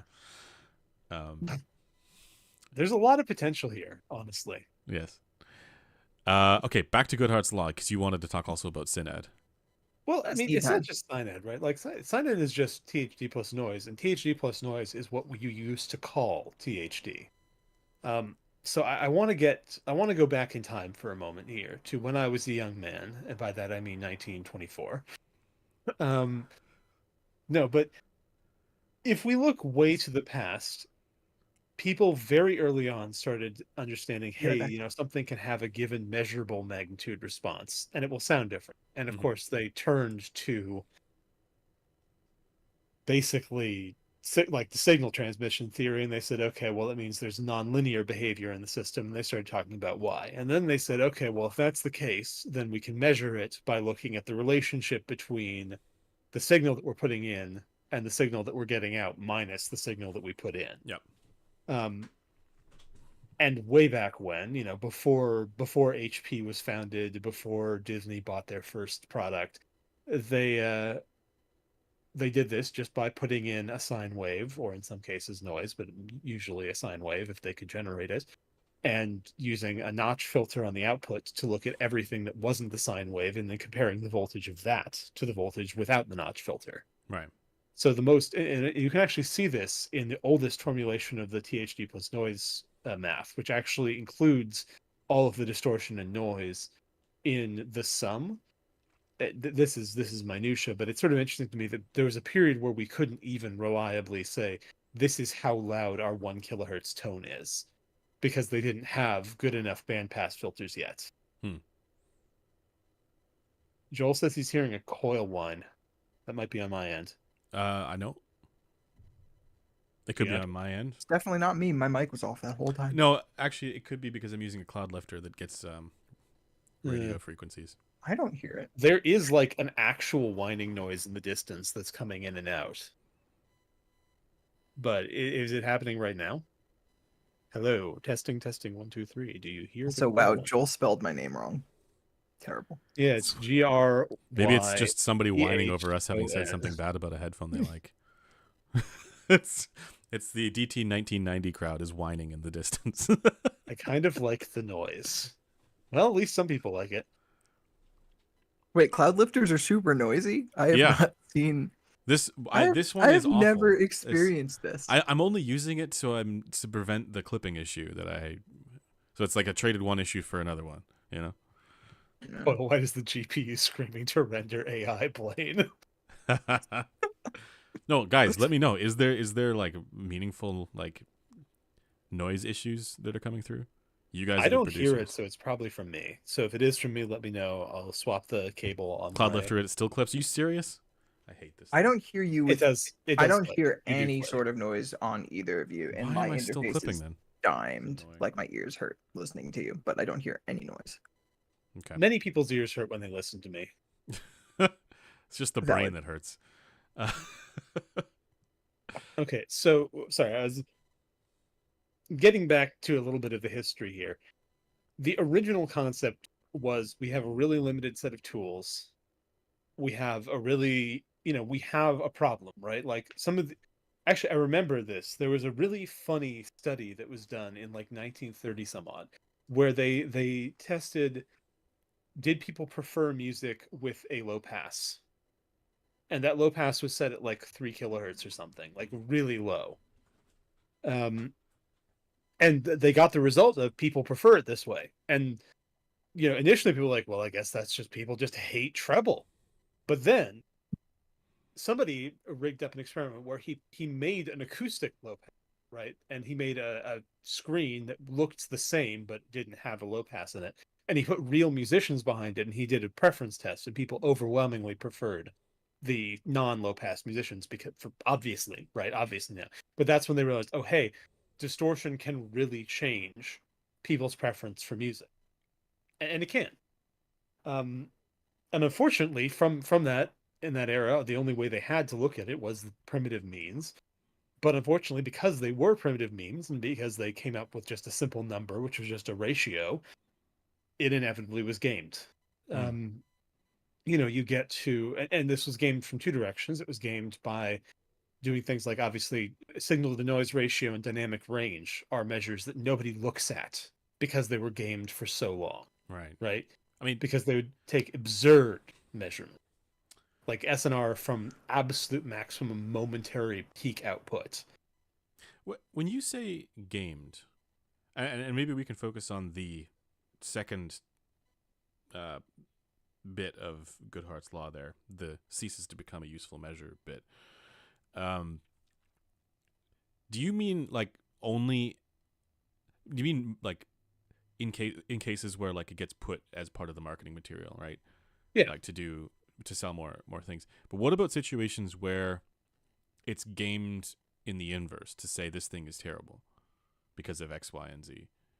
Like the I people think who are, that's yeah. I mean, you're talking about someone who says, "Oh, this product has distortion that's say or minus 110 dB when or 114 okay, or 120 is possible." right. So maybe a more benign example would be, that's one example, but a more benign example would be this headphone has flat bass extension. It's well extended, but it's not good because it doesn't have the it's an open back headphone, but it's not good because it has meaningful bass droop compared to the Harman target, and therefore it's trash. Well, to be fair, it would be better if If it had it, didn't sure, do but that. it's an open And back. that is a perceptible difference. Yes, absolutely, right. And so that's one where I am inclined to. I'm obviously going to say like all headphones can be improved with EQ, and therefore you should just add EQ to these ones that it's a front seal. Why are we not sponsored by Qdelix? We should be. They should pay us. But I have tried to get in contact with them. No response. Say a front seal, open back planar magnetic that has good bass extension. On the one hand, we could praise it for having bass extension, but relative to another metric, say relative to Harman, you would criticize it for having, being deficient in the bass, for not having the shelf. How are we supposed to really mix? Like, would that fall under the same principle? I suppose is the question. Well, I think that I don't know. I don't know if that's an example of Goodhart's law because I think that it's reasonable to criticize for that. Like that is a case where the measure is saying this may be less preferred. Where I feel like Goodhart's but that's law not how people more... are using it. People are using it to say this is not good because it's lacking this thing. But when I see that stuff, I think to myself, so like you're asking them to add a filter or something like that. If it's an open back headphone, yes, that's what they're asking for. Yeah, which is actually why this is so surprising because it does have a bass boost and there's no filter, as far as I can tell. And it should be noted. I mean, like the Grellphone also has a boost, and you just have to tune a very low resonance frequency and have a sufficiently undamped primary resonance. So like these are challenges that in some cases, like headphones like these, they are doing that, right? There are other cases like the Expanse where he's added a filter of some kind, right? Like and I think that there's a distinction to be drawn here, which is that you're like what you're complaining about isn't really Goodhart's law. It's people saying because this is imperfect, it is bad. So it's really just sort of dichotomous thinking that you don't like. Well, but yes, and because we agree that it's an imperfection. Yes, and those are things that I would typically EQ because I am a class 1 listener. Yeah, usually. Maybe you wouldn't because you're a class 3 listener. Right. It's funny actually. I was playing around with how to listen this weekend, and what was your score again, Blaine? What did you get? My score. So I actually when I was just playing. Run? I don't know. It runs fine on Windows 11. Does it now? Yeah. Oh, okay. Well, I will revisit. But back to your score. Fact, though, it is completely broken if you have equalizer APO on your system. Like just installed? Oh, is this the Steinberg thing? I have no idea why, but yeah, when I uninstalled it, it worked fine. Yeah, strange. Lame. Anyway, or at least it was for me. Yeah, back to your regardless, score. I had to like the reason I know that is because I installed the EQ APO because I was like the headphone because I was just using some Bose earbuds because I was just out with my laptop, and I was like at level 7, I was like, I'm actually having trouble telling the difference for a high Q peak in the bass because this has so much fucking bass. So I Oh, had to EQ down the bass, and then I realized that broke it. Oh, but that was a feature of the headphone Of the or headphone. yeah. I yes. gotcha. Yeah, It was sort of like a moment where then I got home, put on my yeah, H800s, like, oh, yeah, this is so much better. yeah, yeah, yeah. But it was so there is definitely, for me, because I checked it's the QC Buds 2, I think, and those have like roughly Harman in-ear level of bass, but holy shit, that's way too much bass for A me. lot of bass. Yeah. Class 3 listener, Yeah. class 3 human. I mean, should we What was the rest? apply the same classes from the over-ear research to the No, in-ear no. research? This is a contentious question and one we don't have good empirical support I for. was gonna say, what was the Yeah. rest of the categorization for class 3? Mostly women, uh, Women and older people. and older people, and Blaine. Yes. I am now officially included by the fact But that Sean has put me in as the visual indicator. you know for what's it. funny? We're very proud of you. Most I would say, like, there is that distinction between, like, people talk about, like, oh, this is a consumer or tuning or whatever, like even this one I would say is closer to that kind of consumerish tuning compared to, like, the traditional audiophile ones. Most audiophile stuff is way brighter, so they would fall closer to class 3, right? And I kind of think that this is not necessarily because this is what even those people prefer or enjoy. In fact, I'm fairly confident it's not, but just because that's what open back headphones can do. There's a limitation on open back headphone designs for the bass. Joel says we've jumped the shark on listener class conclusions in the Harm research. It's true. The cow has been milked to a withered husk for that particular paper. We really need Yeah. some new data to draw Yeah. from. Well, actually, no, but in Sean's presentation, where I can't remember which one, but the dendrogram is the really interesting one, where you have all the various different subclusters that are in there. But yeah. Sorry, your question there, listener, about should the classes be applicable to IEMs as well? Oh, I would say we shouldn't do that. Why? Out of curiosity. We don't have the data for it. No, Like, but I like, would assume, oh, you're saying specifically for the IEM research, but what if we run with the contention that there doesn't actually need to, that the IE research is kind of an outlier and there doesn't need to be a difference in terms of the overall, like, the people don't actually have different preferences for in-ears. Joel has it right here. The answer is that we don't know. You can make a reasonable argument for and against that, and the empirical basis to strongly conclude in one direction doesn't really exist. So the principle of caution there would be not. So here's the problem that I run into with the IEM thing is that, and I said this to Sean as well, that you could have a situation where someone might be a class 1 listener for over your headphones, but a class 3 listener for in-ears or something like that, because of the way that they're, basically because of the pinna effects. Now that might not be as much of the case. It might not be the case at all if Joel's assumption about needing generic HRTF is true, like for over your headphones as well. But given that we're doing that given that that's probably the way to go for in-ear headphones, I think that can break the class distinction for listeners. Where for over ears, if your pinna effects are being included, they're not being bypassed, you will have a different judgment about, a product that would be typically like class 1 versus, whatever, and then not that for in-ear headphones. That's sort of my sense of it. But I think we should just be cautious about extrapolating. You know what they say? When you extrapolate, you make a trap of X and P. do they say that? Yeah. This is the stupidest thing I've ever heard in my life. so stupid.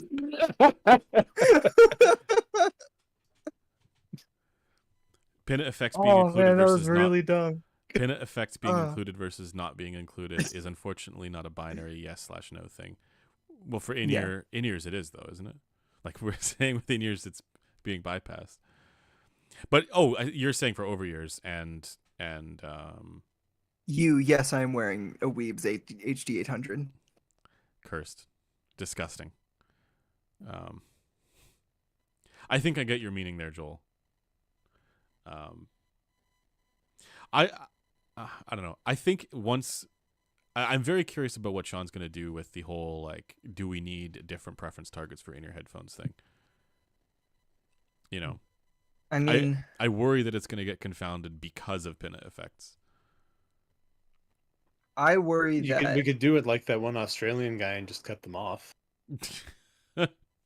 I worry that because we've not provided a concrete, better alternative baseline to the 5128DF, that he's going to roll with that. And I'm afraid Well, then that it's they might come to the conclusion that different baselines are not needed.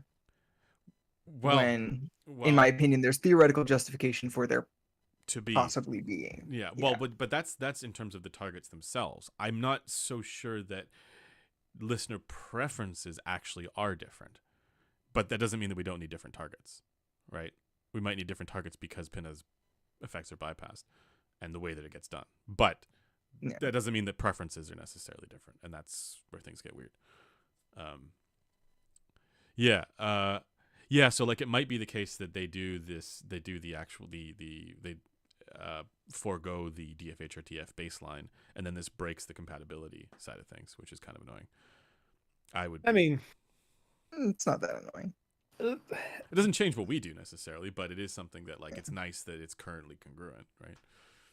it would be nice if we could just stick with a single baseline and then make adjustments relative to it. And if that baseline is something that could be derived for different headphones, or sorry, for different fixtures and different people in a consistent way, which is one of the reasons that DF or something else which is based on HRTFs rather than an in-room measurement would be nice. I mean, Now, you're doing a lot more a priori, and he might want to do more empirical. Sean, yeah, Sean is all about empirical. That's sort exactly. of the yeah. That's like when Sean and I are in the same space, it's basically just me riffing on him for that and riffing on me for lack of empirical justification. Yeah. I mean, it's funny because you guys will come to compatible outcomes or conclusions, often from different approaches. But I think in your case as well, you would rather have the resources available to actually do all the testing too. Yeah, but the thing is, and I do disagree with Sean on one thing. I think that there is a need to build more specific frameworks, like models. I think, and this comes to some degree from econ, because all you can do if you want to understand how a system works is model it and then see how your model diverges from reality. And I feel like Sean's models tend to be very economical in the sense that they don't make a lot of predictions and they don't have a lot of inputs, because he's mostly interested in the empirical results. But I want to have a more full causal model of how the whole thing works rather than just functional results, which requires making more assumptions and then testing whether they are true or false. Yeah, but he cares about this for product development mostly. Yeah, I mean, he cares about this for the filthy practical reasons. Yeah. Whereas I'm looking at this more because I would like to figure out rules that are more foundational. Yeah. I mean, there's a lot there. We have to do our own testing for a lot of this stuff, I think. We need to do our own testing. We need to do more videos. We need to, honestly, can we just stop sleeping? Does anyone have a hookup for meth in the Pacific Northwest? I do. You do? Okay, well, not that can help. But I have a. It's not the answer I was expecting. Why do you think I am the way that I am? No, you are the least uppered person I have ever met. If you told me that you had even taken meth, I would disbelieve you. I never have. No. You are the kind of person who no one would offer coke, to be but clear, I've everyone taken would many offer drugs. downers. I've not taken meth. So, anyway, drug-themed interludes aside, the bit I did want to get to on the Good Hearts Law thing, though, is it's kind of a shame because a lot of times it does get us to a point where people stop believing that there's value. And I mean, like, it gets to the point where the usual stylizations we use, like I say, don't focus on distortion, which is true because distortion is very much a gamed thing, right? Like, people game it in amplifier specs, they game it in headphone specs, and Well, I still show it in videos because say people Oh, yeah. want to EQ or If whatever. there's something right? interesting, you Yeah. show it in video. Yeah, Well, but even what I even mean if is, not, right? It's like it's cool if there's low distortion because then I can be yeah, like, hey, low distortion, it's nice. it's a good thing to show because it doesn't matter in case. But No. what I mean is, like, for a simple rule, ignore it is wise because the way that it's usually represented to people is in a way that isn't perceptually relevant. But there is a perceptual relevancy there. But it's one where the simple way of representing it is dominant and people basically play into that. It's, and I mean the same with, like, having lower noise amplifiers and DACs is better, right? But at some point it stops mattering. And Mhm. where it stops mattering isn't something that gets brought up a lot when they're being reviewed. Like, SNR at extremely low levels is what's really important with IEMs. And now we have measurements that people are doing of that, right? Like, we have Audio Science Review doing the 50 millivolt tests, and that's something that I believe Cameron does as well. And he actually shows the noise residual as its own separate thing, so you could calculate it for an arbitrary level, which is cool. But SNR alone, is anyone saying, oh, what's the SNR of this amp before they buy it for their IEMs? No, they're saying, will it hiss? Right. And all they get is a figure that's based on, it outputting enough to blow their eardrums out with IEMs. Which is and not that's that stupid. useful. Yeah. Yeah, it's stupid. It's Yeah. where Yeah. a useful measure has been rotted away Yeah. because it became something for people to score with. Okay. My question about Goodhart's law here and all of this is there a scenario where the gamification of a measure has been still more benign, where basically it's like these are things that we want to be used as marketing because it's Well, yeah, I most mean, I useful. think the obvious example is the Harman target, right? Frequency response. Yeah, I was going to say there are examples where it's people will often use it erroneously, but the fact that frequency response measurements get shown on a box relative to preference target is a if when that happens, it's a good thing. I think It's better that like the Chi-Fi is built to try to cookie cutter copy whatever target than it is for it to just be made randomly, which like for a long time it really was. we're in a better spot now with a lot of those products than the Wild West of fucking anything goes, right? Like Yeah, no, I mean, like, weird-ass- there has been a secular improvement of the frequency responses of headphones and earphones. Yeah. Like, it has been a trend which has been pretty consistent, and I think it really does come down to this is now a scoring metric. Mhm.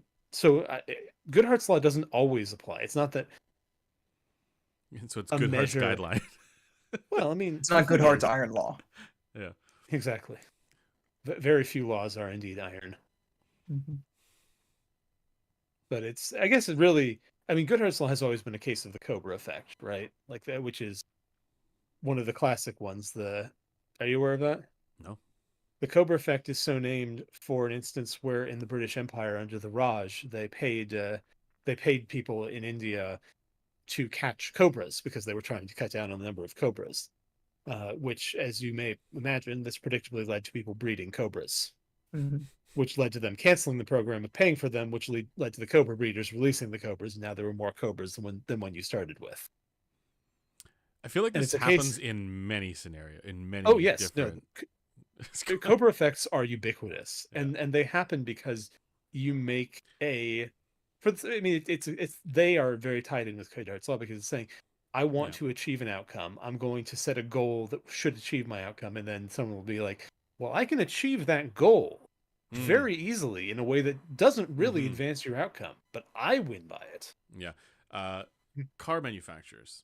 Oh God, yes. So the example I'm thinking of is the safety standards. Everybody wants to win on the safety thing, so they make cars with these massive pillars everywhere, right? Because they're like, well, in a crash, it'll do better in the safety scoring, but you can't see out of them, so you've made it actually less safe in the process.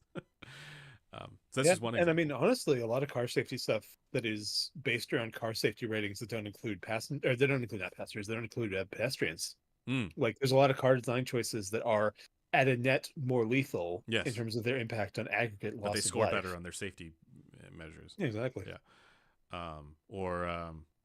I was thinking of the other one with I'm not sure if you follow what Subaru has done, but they've got the eyesight thing where basically there's a camera facing you and watches you to make sure you're paying attention to the road. but then they put this massive, like, they're all the like the infotainment stuff is this massive iPad that's so far down that every time you look down to change the thing, it it registers that you're looking away from the road. So it might be I great for really safety, but it just dislike doesn't that make sense. style of like. This is a completely unaudio related rant, but I really think that head-up displays need to become much more ubiquitous for that reason. Yeah, definitely. Well, and this is what Like- I liked about gets back to the. I mean, yeah, this is off topic, but yeah, what Mazda did with their little screen where they put it actually in the line of sight of when you're looking at the road. They put it like further up, and it's not a touch screen. It's got a little scroll wheel. Well, I think on the new ones they are actually touch screens, but Something that's it's really worse now. cool that the Volkswagen Group has started doing is that their infotainment system is actually on the steering column. Oh, that's interesting. It's a very good idea because it means that it is always visible, and Yeah. even adjusting the height of the steering wheel never puts it out of view. Interesting. This gets us completely out of audio. We should at some point do car audio, though, because that's an We should. area that is a barren wasteland, frankly. Yeah, it is. I think I've only seen Savage Geese do. Yeah, car and audio. he does a lot of time domain stuff. Well, and there was a lot of stuff where I was like, "What are you talking about? This actually looks good. Why are you saying it's bad?" Maybe it sounds bad, but I don't know why.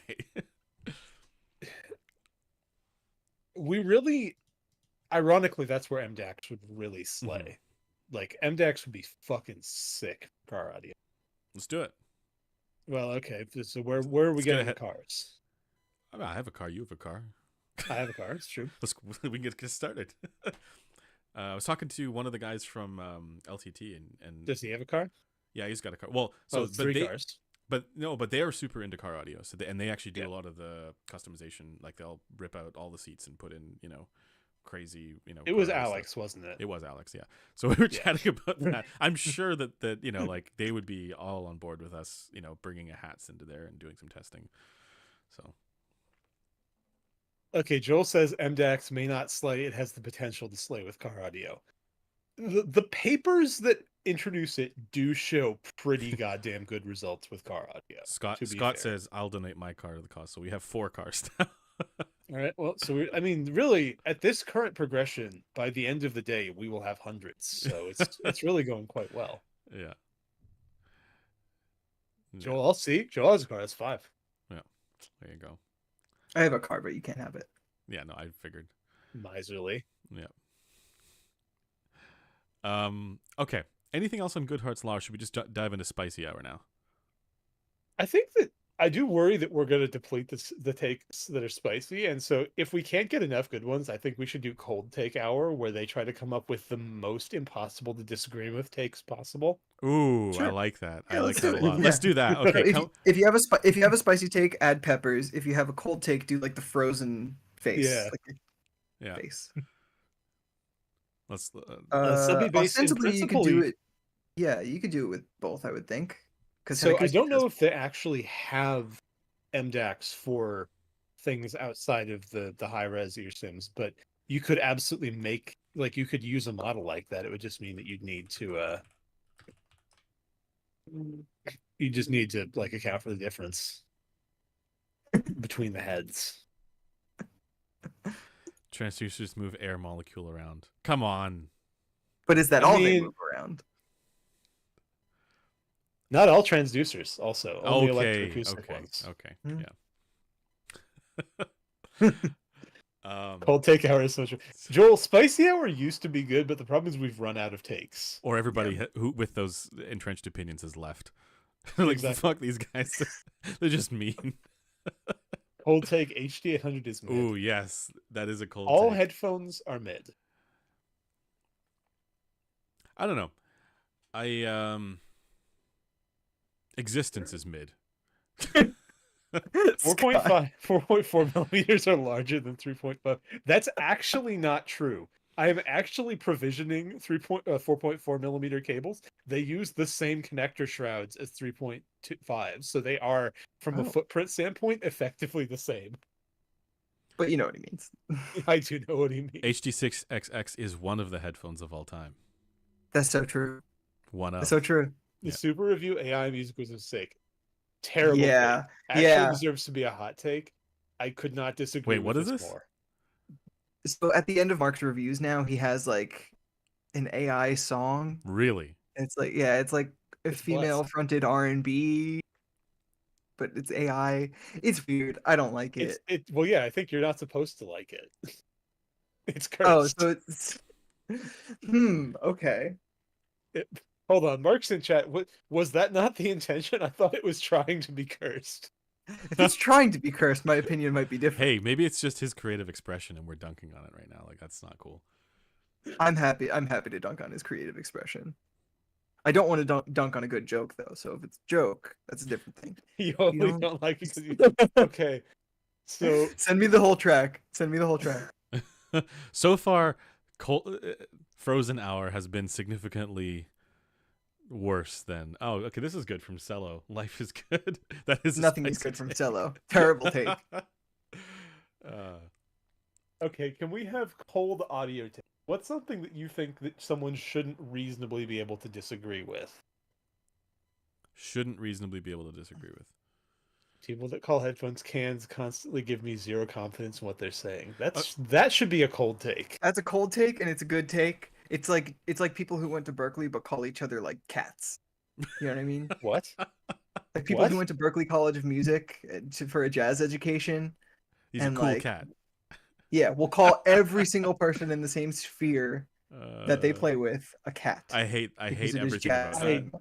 I Yeah, desire but it's true. euthanasia. It's true. Yeah. That's the worst. I hate that. Joel says speakers should be flat on axis and smooth off axis.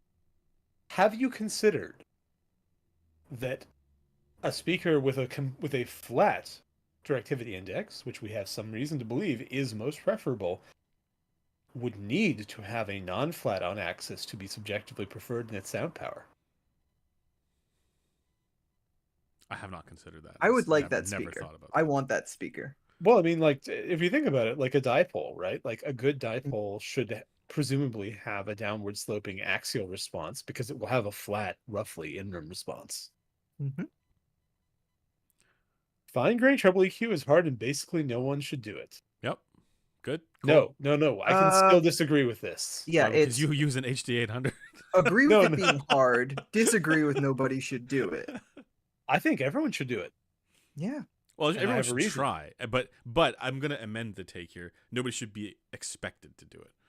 Well, no, I think everyone should be expected to do it because what is HRTF compensation, which is necessary for out-of-head localization? Well, how Not a fine bunch grained of are we? fine grain. Yeah, how fine grained are we HR talking here, though?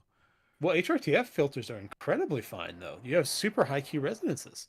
Now, the thing is, you're too incompetent to do that, but someone should be doing it for you.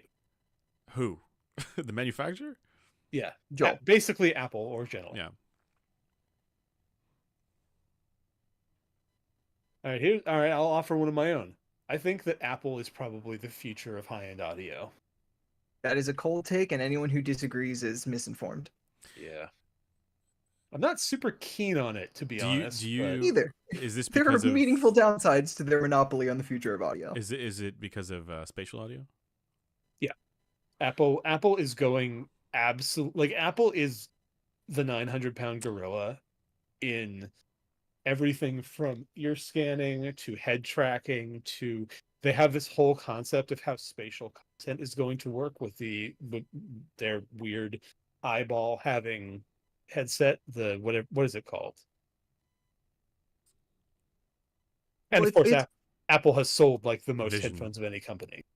Right. But- But it's also that they're like they have ownership or stake in every part of the process of creating and delivering music. Right. Such that, like, eventually their closed loop is going to be so good that everything else sucks so bad by comparison that if you're not buying Apple, Well, you're kind of selling yourself already short. they are a majority, right? Like Apple, Yeah. if you like, I think that the way that Beats has just died is a really good example of where Apple realized that the AirPods brand was so powerful and so important that Beats no longer mattered. The Yeah. ironic I part. mean, they about also that is don't that- really do anything with Beats. Like Well, and that is neither one of they those was based stopped on doing was things with was based.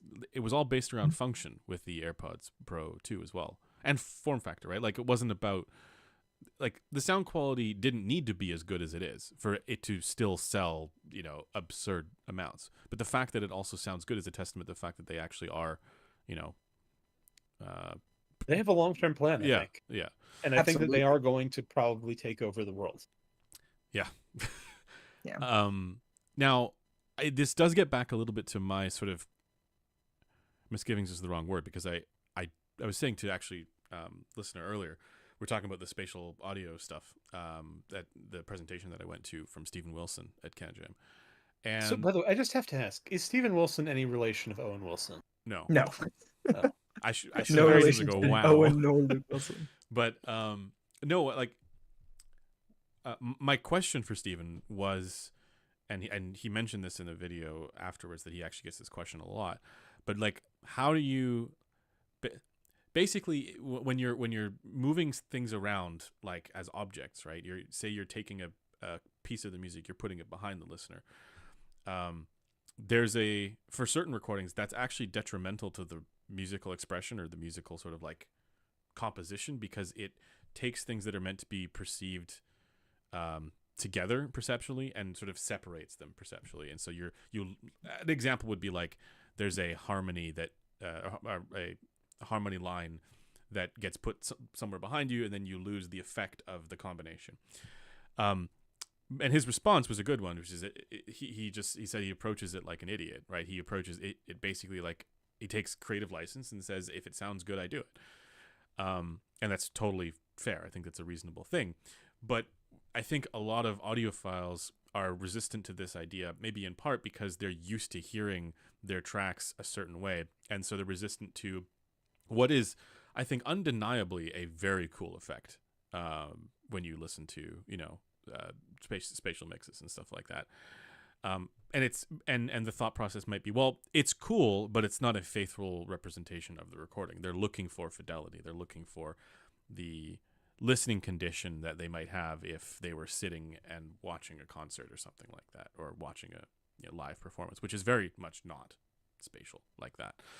Well, I mean, I've always found using concerts as a reference to be very odd, because concerts sound appalling. They do, and Terrible. I'm completely in agreement So with that. bad.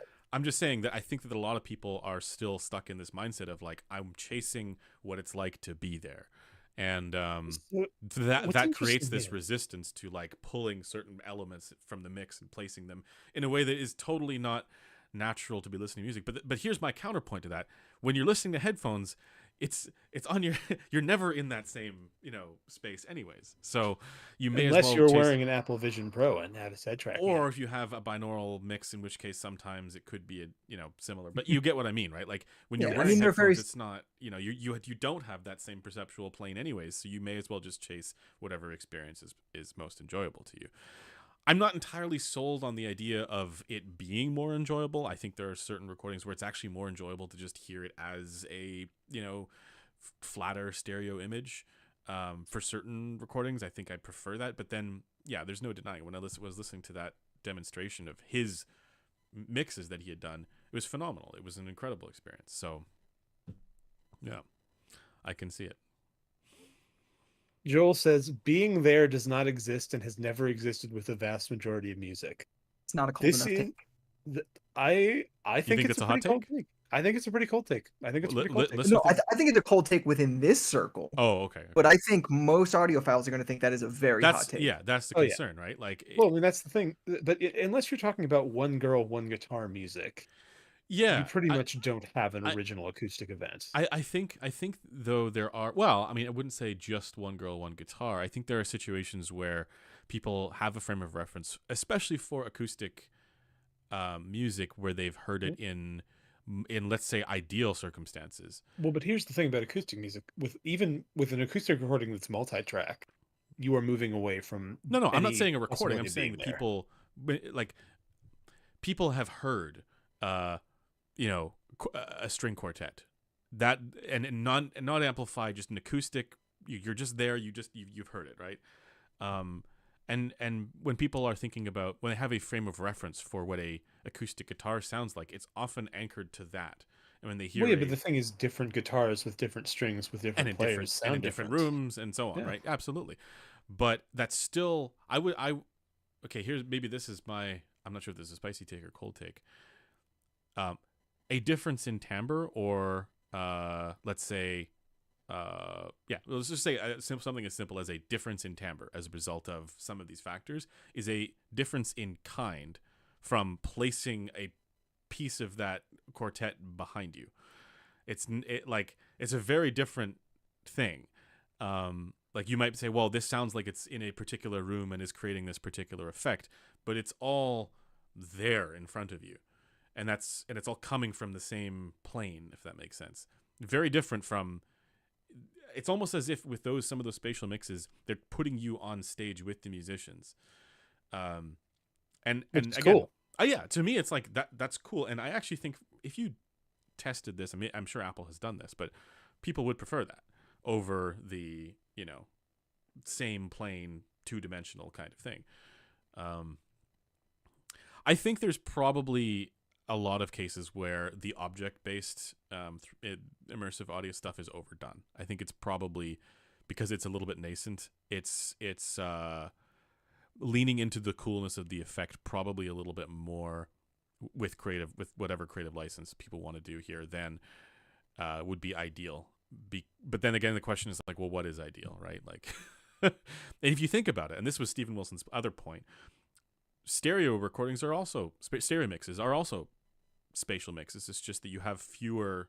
They're just bad ones. Objects. Yeah. Yes. Yeah. And very limited. Like if you've listened to like a Pink Floyd recording, how many times have they taken a weird sound and made it go around you and go to the other side and panned in different ways? It's like they've been doing that kind of stuff for a long time because they thought it sounded cool. So you may as well just lean into that and whatever creative license well, in this case it would be the person who's doing the mix, right, wants the music to sound like. That's what you get, and that's part of it, right? Would it be a hot take to say that maybe mono is better Than stereo? Yeah. I think probably. I think it would be a hot take to a lot of people. Yeah. I wouldn't necessarily disagree, actually. It's much more true to my experience of live music, to be honest. Stereo imaging is essentially a bit of sleight of hand that we've created. Yeah, but Yeah, you saying that it also falls into your own sort of criticism of we shouldn't be chasing fidelity and it needs to die. Oh no, I mean, but if you want fidelity, I think mono. If you okay. Yeah, if you want fidelity, you just need like massive amounts of bass and just mono, and then you have a live recording. Hell yeah. Also, it should be extremely harsh. Yes. Yeah. Like no all low de-essing mid. allowed. Yeah. Yes, But no de-essing, lots of 4K. I do think there's a difference in in the quality of the experience, and I'm not saying it's a difference in kind. I think maybe this is a difference of degree between going to a concert, like a live, that's got amplified. They're there, but they're using reinforced speakers. sound versus non-reinforced sound. Yeah. I think that is a difference that it probably matters, because I've heard live recordings, and I think a lot of people have not live recordings, live events, acoustic events, and they can sound incredible, right? So not everything needs to be the big, rock concert hall.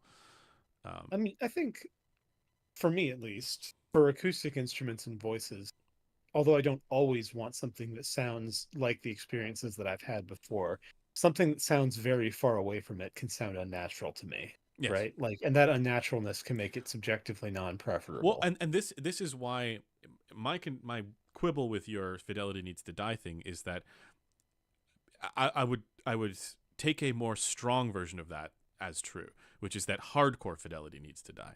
There is something about a frame of reference of this sounds kind of like this sounds like guitars sound like, that people do prefer. And but the thing is that's included in preference. Yes, absolutely. So there's my point is that there is a preference element to fidelity of some kind, right? But the idea but the thing is, you don't actually know if it's fidelity at all, because it may very well be that your headphone or your speaker is just the inverse of the bizarre EQ that the sound tech used on that mic for some reason, or that was just a particularly harsh sounding guitar for that specific recording. But I'm saying for the way that guitars sound in general, right? Well, the thing is, that's not fidelity. That's not fidelity to the recording. I'm saying it's fidelity. It's basically the reason why we care about timbre. Yes. Yeah. Scott Pleasure coming in with live events are unpleasant and low fidelity. That's the coldest take. Oftentimes. I will say unpleasant. I disagree. A good band puts on a good live show, Yeah. but you are not there for the audio quality. You are there for the experience of being in the crowd, of singing along, of dancing, So of honestly the patter on the stage. the best live experience I've ever had was in Cuba, at a jazz bar in Cuba, and the musicians in Cuba are phenomenal because of the way that, I mean, so you make actually more money working in the tourism industry than you do if you're like a doctor. So the people who train, the university's free. You can train to be a musician, and that actually is a lucrative profession for you.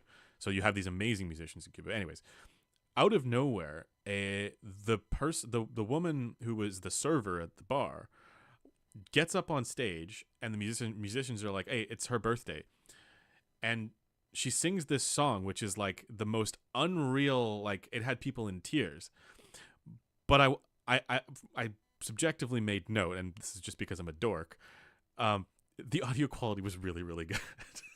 It was like that kind of environment where you didn't really need the amplification. You didn't need. It was a much more intimate kind of setting, and I couldn't help but think that part of what made it so emotionally resonant was how actually, high quality that it all sounded.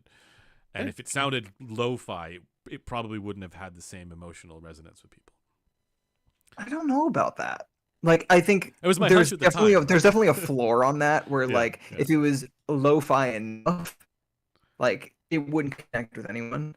But if people get surprisingly emotional reactions out of surprisingly shitty. Oh, they do. stimuli. I'm not saying they don't. I'm just saying that in that particular instance, I think that was definitely part of it for why, it was a remarkable experience. I want to Could go be. back to a Joel hot take. Spatial audio, done properly, will not only improve spaciousness, but is also the only way to get truly natural timbre. Andrew is wrong for Ooh. thinking that stereo has any hope of competing. I don't think that it has any hope of competing. What? Well, apparently you're not wrong anymore. No, I don't. I don't think it has any hope of competing. I think spatial audio is absolutely the future. So what's interesting is the next thing from Subby Bass is spatial cues feel fatiguing after the first time of hearing it. I actually find spatial audio slightly annoying. And when I say spatial audio, I mean correctly externalized. Like binaural? Yeah. And the reason for that is to achieve correct timbre, and Joel is of course right about this, you have to have objects fixed in space, because otherwise when you move your head, the illusion breaks and now all of your directional cues are wrong. But here's the problem. I move my head and I'm actually not that keen on having the band stay here while I turn my head. Like, it is necessary. It doesn't impart an extra benefit to you when that's the case. And it's necessary for correct timbre, but it's just really quite annoying. I completely agree with you on this because I'm currently evaluating a headphone that has this functionality in it, and the fact that it has this functionality saves nothing about it. It's like, this is not a benefit to the experience whatsoever. It's a interesting, fun, gimmick, I would say, but and like in theory it could be good, right? Like with all of this stuff, but that doesn't make it good. And it's a feature that I always turn off on this stuff because it's now just weird. I mean, have either of you heard it? I mean, Blaine, you've probably heard it in a transducer where the tuning is actually good at all of those positions. Like I've never heard a spatial audio interpretation where the object staying fixed in space when I move my head, where the timbral difference isn't also noticeable between those two situations. Well, and I think there's sort of a distinction to draw, which is that we do have timbral differences when we move our heads, but they are not the same magnitude as what?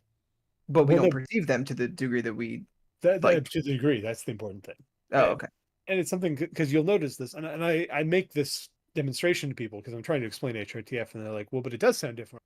Yeah, but it doesn't sound as different when you turn your head as it does when I turn my head while talking to you, even though the directivity of my mouth is actually lower than your ear. So, but you should have some change in timbre, but I know what you mean. It's that you don't actually have a perfect match of your HRTF. Right. So I'm wondering if that kind of, that initial twinge of this is inconvenient is in any way due to the timbral mismatch, as well as, Well, it being fixed in space. Well, I think it's both.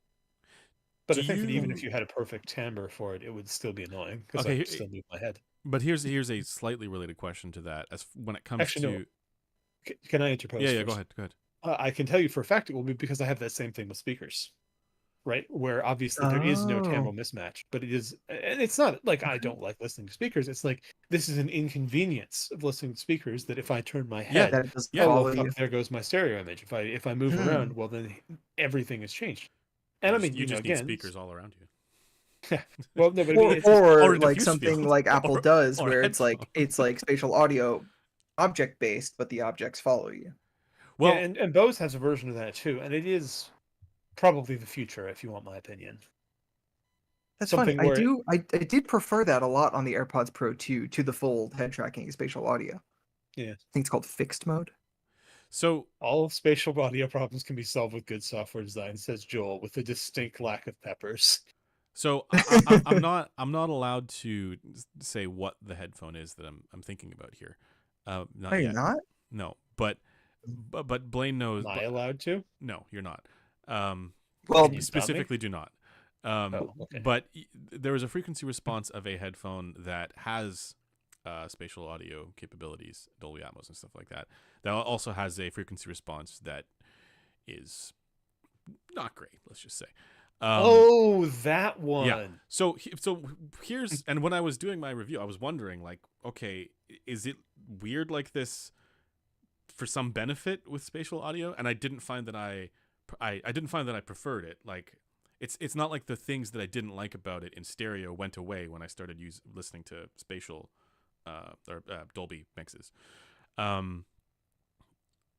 But I'm wondering, is there something in FR, like if we're judging FR to be good, typically that is we're listening to stereo recordings when we're saying, okay, this is good FR, sounds good, blah blah blah, right? But is there something that would look bad on a graph for stereo recordings that would be less bad for immersive or 3D or spatial mixes? Yeah, I suppose is the noise. question.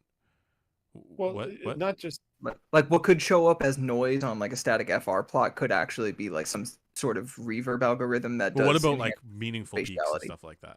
well, yeah, but Well, you would absolutely, get because big peaks. because you have big peaks and dips because those are how we localize at high frequencies.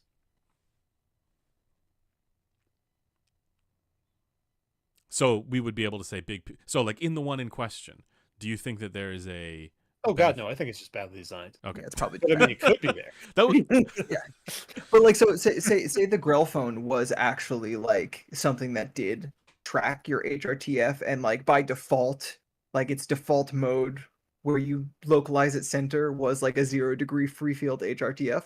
It would look terrible compared to any target we use, but it wouldn't be necessarily terrible if we shifted the hats 45 degrees and it well, also that's kind of changed. why I'm wondering about some of this stuff, because if you look at the individual angles of incidence for any of this stuff, imagining that you had a spatial mix or something like that, when a frequency response is kind of bonkers, like in the case that I'm thinking of, maybe there's a scenario where that's actually a normal way that something would measure, right? Maybe that's a normal ear transfer function from a particular angle of incidence. And then we would maybe think, oh, that's actually, or we would psychoacoustically judge it to be preferable. I couldn't Choose, get I there, don't know but I don't think we psychoacoustically unpack it like that. no, we with don't. most headphones that have a coloration like that. No, I don't think so either. But I was curious about this, and that's why, and I'm still curious because I think there's probably a scenario where we have to reevaluate goodness of a frequency response graph as more things move towards spatial audio. Oh yeah, I mean, spatial audio is gonna. I mean, well, here's the thing: spatial already is going to screw the pooch. Like the Harman, not huge difference, but there was a difference between the results Harman got for the 7.1 system and the stereo pair. And there probably will be. Like the preferences will probably diverge to some extent. That said, I think that the trends will remain much the same. But there's a point I was going to raise. I've been thinking about this a little bit in the context of the Grellphone, but also in the context of the Rawls, the K1000, the ear speaker kind of design, the valve index. something that is sort of a problem for them is that even if they get your frontal HRTF right, they still have the problem that Teal notes, which is that as you move your head, the sound moves with you. So I suspect that they may inevitably have some timbral issues, which would actually require, if anything, possibly more equalization to correct. The advantage, of course, is that you would get the So non-directional elements of your HRTF always correct. So what you're saying though is that at a certain level, if you're designing a product, you are always going to have to make concessions. You're going to have to make more concessions as a result of like for spatial audio. I'm thinking, okay, Capra Audio suggests having the headphones on like a floating gimbal so that when you turn your head, the speakers move. It's funny. Genius. so what about a headphone like the AirPods Max, right? Like and they have like that Really good head tracking. yeah, and they're spatial. Like if you listen to spatial audio or I don't know what they call it, immersive audio, something like that. Even to do with the Spatial audio, Dolby Atmos. yeah, but also when you're watching like movies and stuff with Unfortunately, it is also called Atmos. is it okay? Anyways, Yeah. it's really good. It's a really good experience, and I'm wondering if we could take a look at the AirPods Max and go, you know what, this frequency response might be for music, but for any of this sort of spatial content, it's actually thumbs up, plus. I mean, for products like that, we probably should be judging it with other things like that. Yeah. Well, we don't know, and that's the problem. We don't have a guide for that the way we do for, preference with stereo recordings. But I don't even know how you would develop a guide for that. Maybe this is the next thing Sean can work on. He probably is. Yeah, no, I'm almost certain that this is on Sean's to-do list. It's just Yeah, Sean did mention that Yeah. that was next on their to-do list before the IEM research that is apparently But again, ongoing. I go back to the situation where there's the headphone with a particularly weird feature in the treble, and it's still perceptually relevant and in a bad way on with the spatial stuff. So, it's not like that just went away. spatial audio is going to cause so many problems at so many stages of the audio production chain. Well, yeah, especially if you're making a headphone that you are trying to like as things get more and more, they move more and more towards the spatial audio side of things. You're going to be developing products that are primarily intended to be used that way, and they're going to totally throw out the existing conventions along or dimensions along which frequency response gets judged. There needs to be the way that they should get developed is like frequency response in spatial mode and frequency response in stereo mode. Well, the thing is, frequency response in spatial mode will have to be it's going to be such a pain in the ass to measure that once it becomes ubiquitous to have ear scanning apps, because what we're going to have to do, and I hate this, is we're going to have to put the fucking heads on little turntables, computer controlled ones, and take measurements at a whole bunch of different points and compare them to the specific incidence HRTFs. And it's just going to be such a fucking pain in the ass. Joel says subjective. Especially because it's already a pain. Oh, sorry.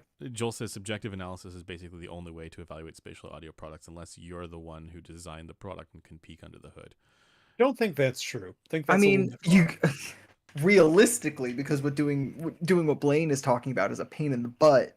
It's the only. It's the only non-pain in the ass way. But you could say the same thing about measuring headphones, right? Like, it's just that we have to take yet further pain into our asses to move forward in this changing world. Yeah. Quote from Blaine of the day: "We have to take yet further pain into our asses." Yeah. Yeah. I don't know. I think you guys are definitely right that Apple is one of the giant gorillas that can roll over and just quash everything. But I think there are potentially also some other major players in this as well, because I think they're not the only ones. Yeah. Oh. Sony is actually the underperformer, because Sony actually has an integrated chain. Yeah. Like, they really, it's surreal to me that Sony does not own spatial audio, because they own fucking music. Like, Sony has a ludicrously high market share in actual music production. Yeah, I used to work there. Yeah. Yeah, they would be able to build like front to You used back. to work at Sony? Yeah. Doing Not for a long what? time. Just executive assistant. Oh. Yeah. To whom? Oh God, I forgot her last name. Her name was Nicole something. But like in what Like, department? I mean, like what so she was in the what global business and finance department. It was interesting. What I oversaw, so like I actually had a role where I started as an executive assistant, and then she realized I was like musical into the community or whatever. And we had this sub label called The Orchard, who was more of like a not DIY, obviously, it's a massive label, but like, catered a lot to smaller bands. And this was in New York City. So we had a program where we would invite kind of DIY bands to come to we had a nice rooftop, and we had a mixing engineer come out with like a rack of gear and like microphones and all that stuff, and they would do like a live recording of the band for the YouTube channel. So there was a bit where I was actually overseeing that whole thing, which was fun. And more than one band who I had known from playing around there in New Jersey had actually come to the rooftop uh, to play, which was very cool to see them. But cool. yeah. Anyway. Blaine looks so vexed right now. Oh, I'm trying to find. I swear to God, I've heard, like, I've seen the name The Orchard on an album, but I don't remember what band I listened to that is like. It's a label with mostly like mid-sized bands. That'd be large by the standards of the bands I listen to. That's very true. I'm of the belief, and I have no evidence to suggest otherwise, that Blaine only listens to music that can be turned into memes. Oh, that's a good take. I mean, that might be true, but how do you meme Stan Rogers? Oh, I think you can. But see, that's one that's just good, right? Like Last of Baird's Privateers is just good, right? All right. This is a hot take. I actually think that's one of his less impressive songs. I think it's a good song. Which ones do you like? More. Oh Jesus, it's a long ass list. We are also thoroughly in the part of this stream that Last no of one Baird's knows Privateers about. is great though because it's a well, good okay, hold on. song. This is one of the most acclaimed folk musicians in Canada. Actually, probably the most acclaimed. Well, folk Gordon Lightfoot might have something to say about that, but you know. Fuck Gordon Lightfoot. Stan Rogers don't is you 10 dare! times the instrument. Stan Rogers is 10 times the musician Gordon Lightfoot will ever be. I agree. I prefer Stan Rogers, but Gordon Lightfoot is a national treasure. Yeah, but I mean, he's like a treasure, like a little copper idol, and Stan Rogers is a giant golden plinth. Anyway, what I was going to say was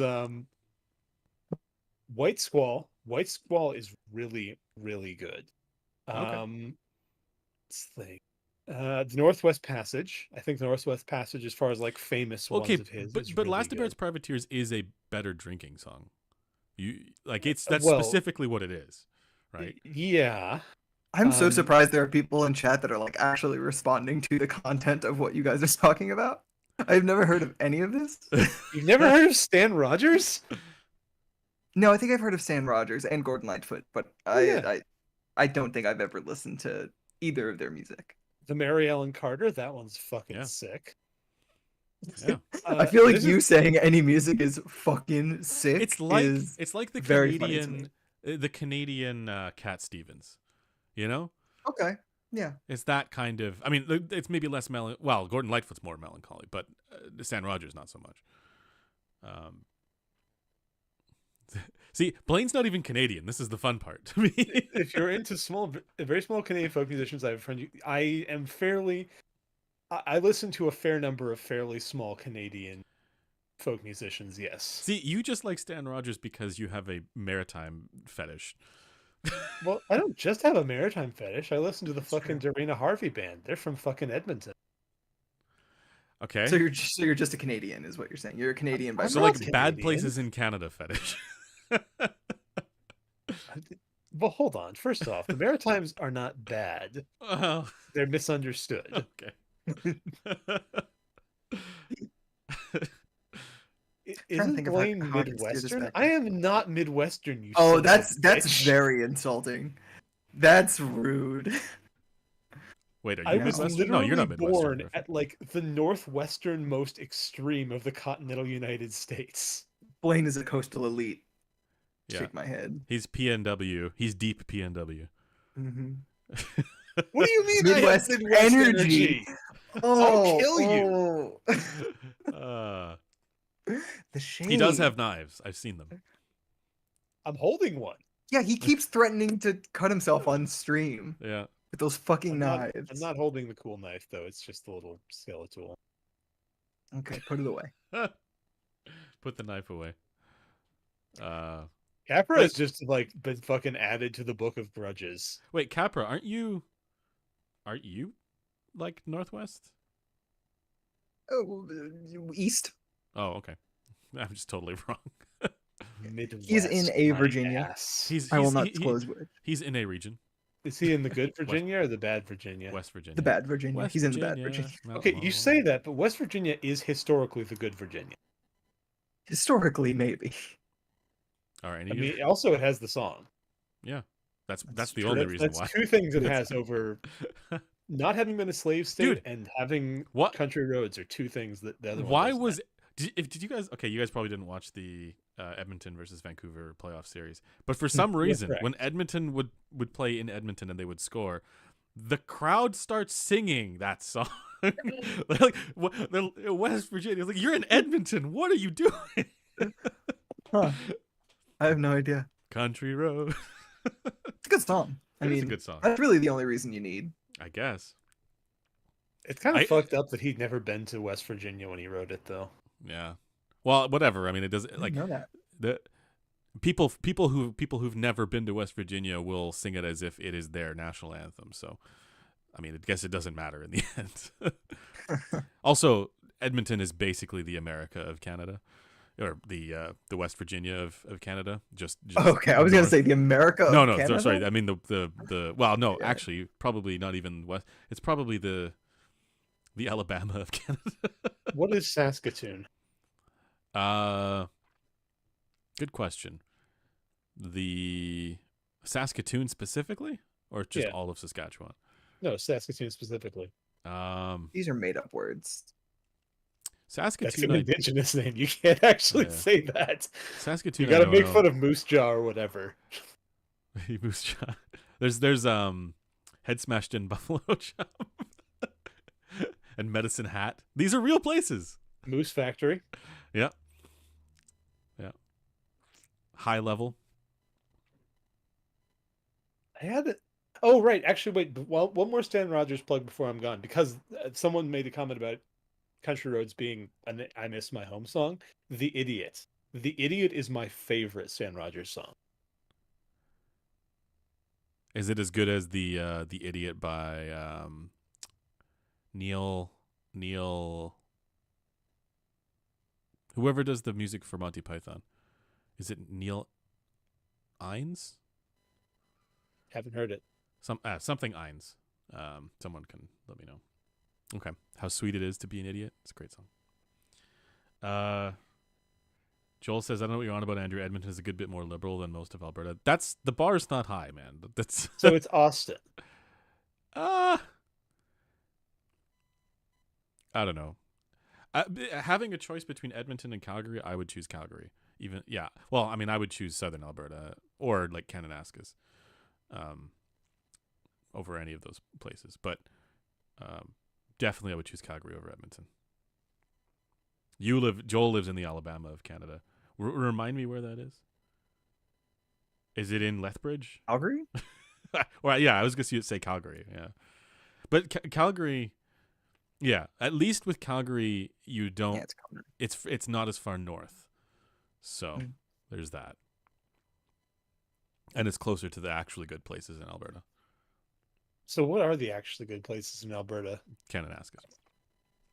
Is that it? Yep. Okay. Well, and like the So- Rockies, like the Rocky foothills are nice. What I'm wondering is how we can steer this back to headphones. Oh no! From here We we're have going to we have been epistemology. far off the reservation for like 20, 30 minutes Listen, now. Listen, we got the headphone stuff done. We can just talk now. People can stick around if they want to, and they can leave if they See, want to. this is our time now. We're going to talk about Stan Rogers and good places in Alberta. Yeah, pretty much.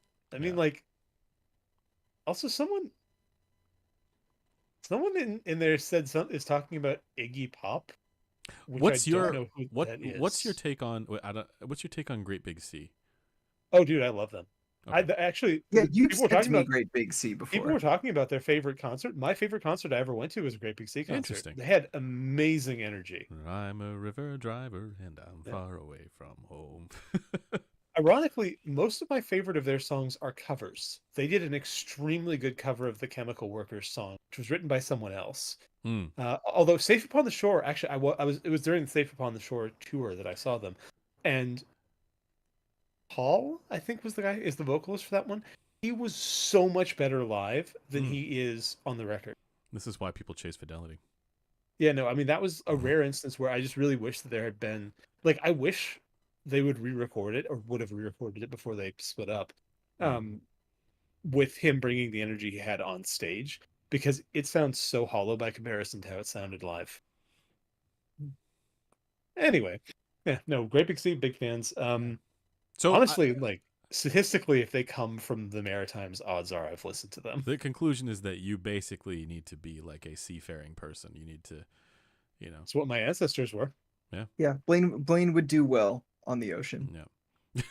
Well, more than that, I become whether it's psychosomatic or not, I don't know, but I seem to become ailed when I go too far away from it. Like a fucking kelpie or something.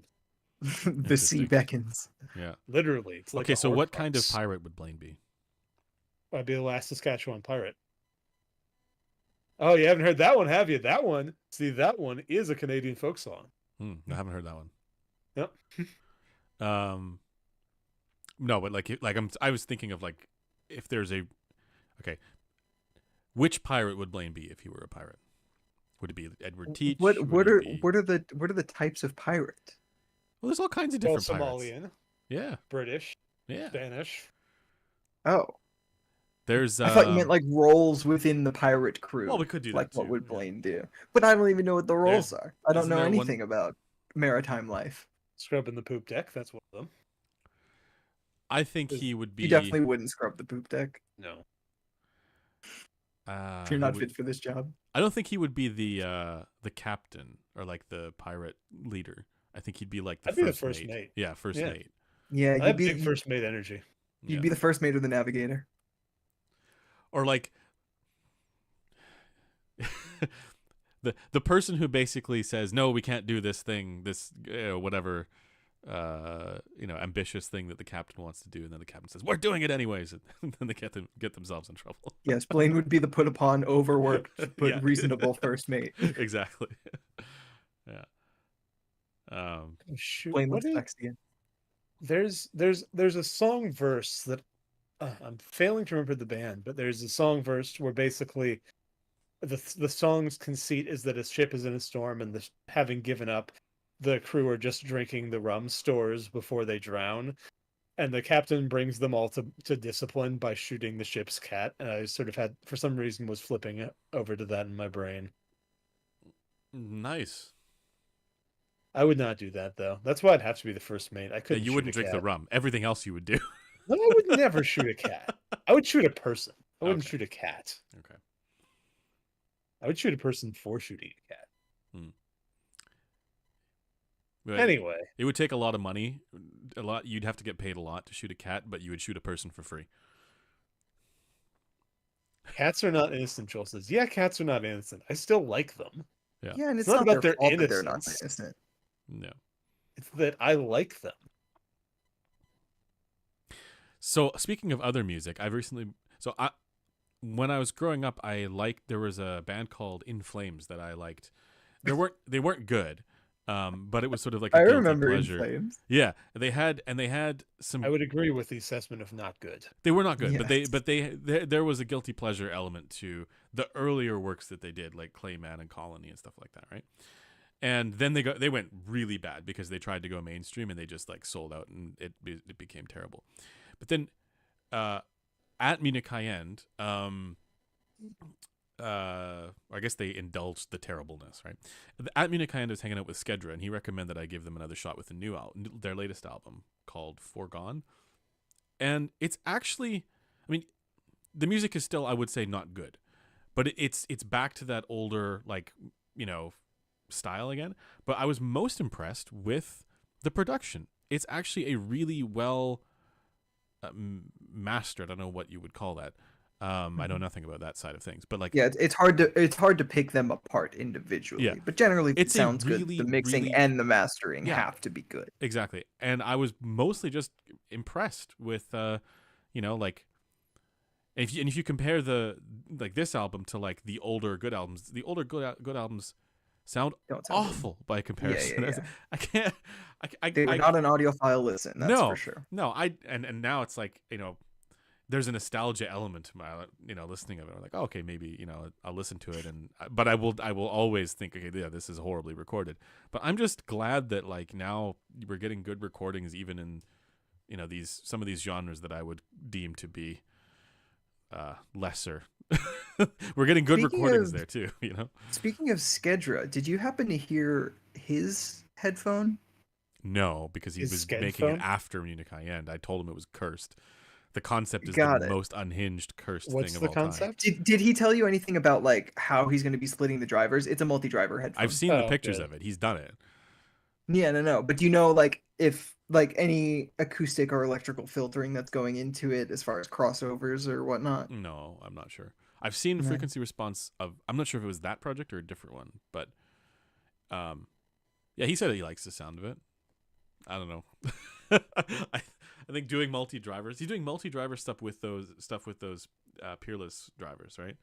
It looked like the Peerless driver. Yeah. I wasn't sure. So like, and they're So I don't know. It seems like an unhinged concept, but I'm intrigued. Just say that much. Okay. I'm just not optimistic about multi-driver stuff in general. Yeah. It almost never ends well, to be Yeah. perfectly frank. Yeah. Joel it's asks, the wait, 50 are we millimeter talking ones, about yeah. headphones now? He's right, we've gone off topic. Yeah. Uh, Talking headphones on the headphone show is impossible. Yes. see, I don't want that to be our reputation. I do enjoy talking about headphones. We talked about headphones for 2.5 hours. Now It's we can not talk true. about whatever we want. Now is Yeah, the time for unhinged madness. exactly. Yeah. Listen, this is about building parasocial relationships. You need to understand that if you're gonna get ahead. Well, We don't have VTubers. for me it's not. For you it might be. Listen, I'm just saying that's the important part of streaming. You got to build the parasocial relationships. You've got to monetize it on Patreon. You got to have a VTuber with a low cut top, and then you win. I feel like we do none of those things. Well, yeah, it's because we're stupid. Yeah. Okay. If we could do one of those things, what would it be? The VTuber thing, right? Well, I don't want a VTuber at this moment, so Wait, what was the list of things again? Parasocial relationships, monetize it on Patreon, and then VTuber with a low cut. Well, top. honestly, I would love it if we could monetize a specific thing on Patreon, which would just be requests for measurements. well, I feel like that's yes, but measurements the are issue there is you don't have time for it. and measurements should be free for all. Grumpy Kitten says Blaine with a voice changer would make a great VTuber. What does that mean? Is my voice not good enough? Scott I mean, says he'll be our YouTuber with low YouTuber with a low cut top. Not that I don't think you would do exceptionally well at that, Scott. I just don't think we have the need for it right now, but we'll call you. Yeah. Lost Oh. about 25 listeners on the topic ship, but the final Okay, 70 okay. are holding strong. This brings it back a little bit to headphones, but you know how like you were just saying we should monetize frequency response, right? Yeah. I think we Okay. should. And I'm monetize not saying we should everything. monetize the measurements and like hold them behind a paywall. Okay. I'm saying we should offer a service wherein people can ask for us to measure a specific headphone in There's a specific that. circumstance or And- way, Right. Okay. and then the data's just out there. Sure.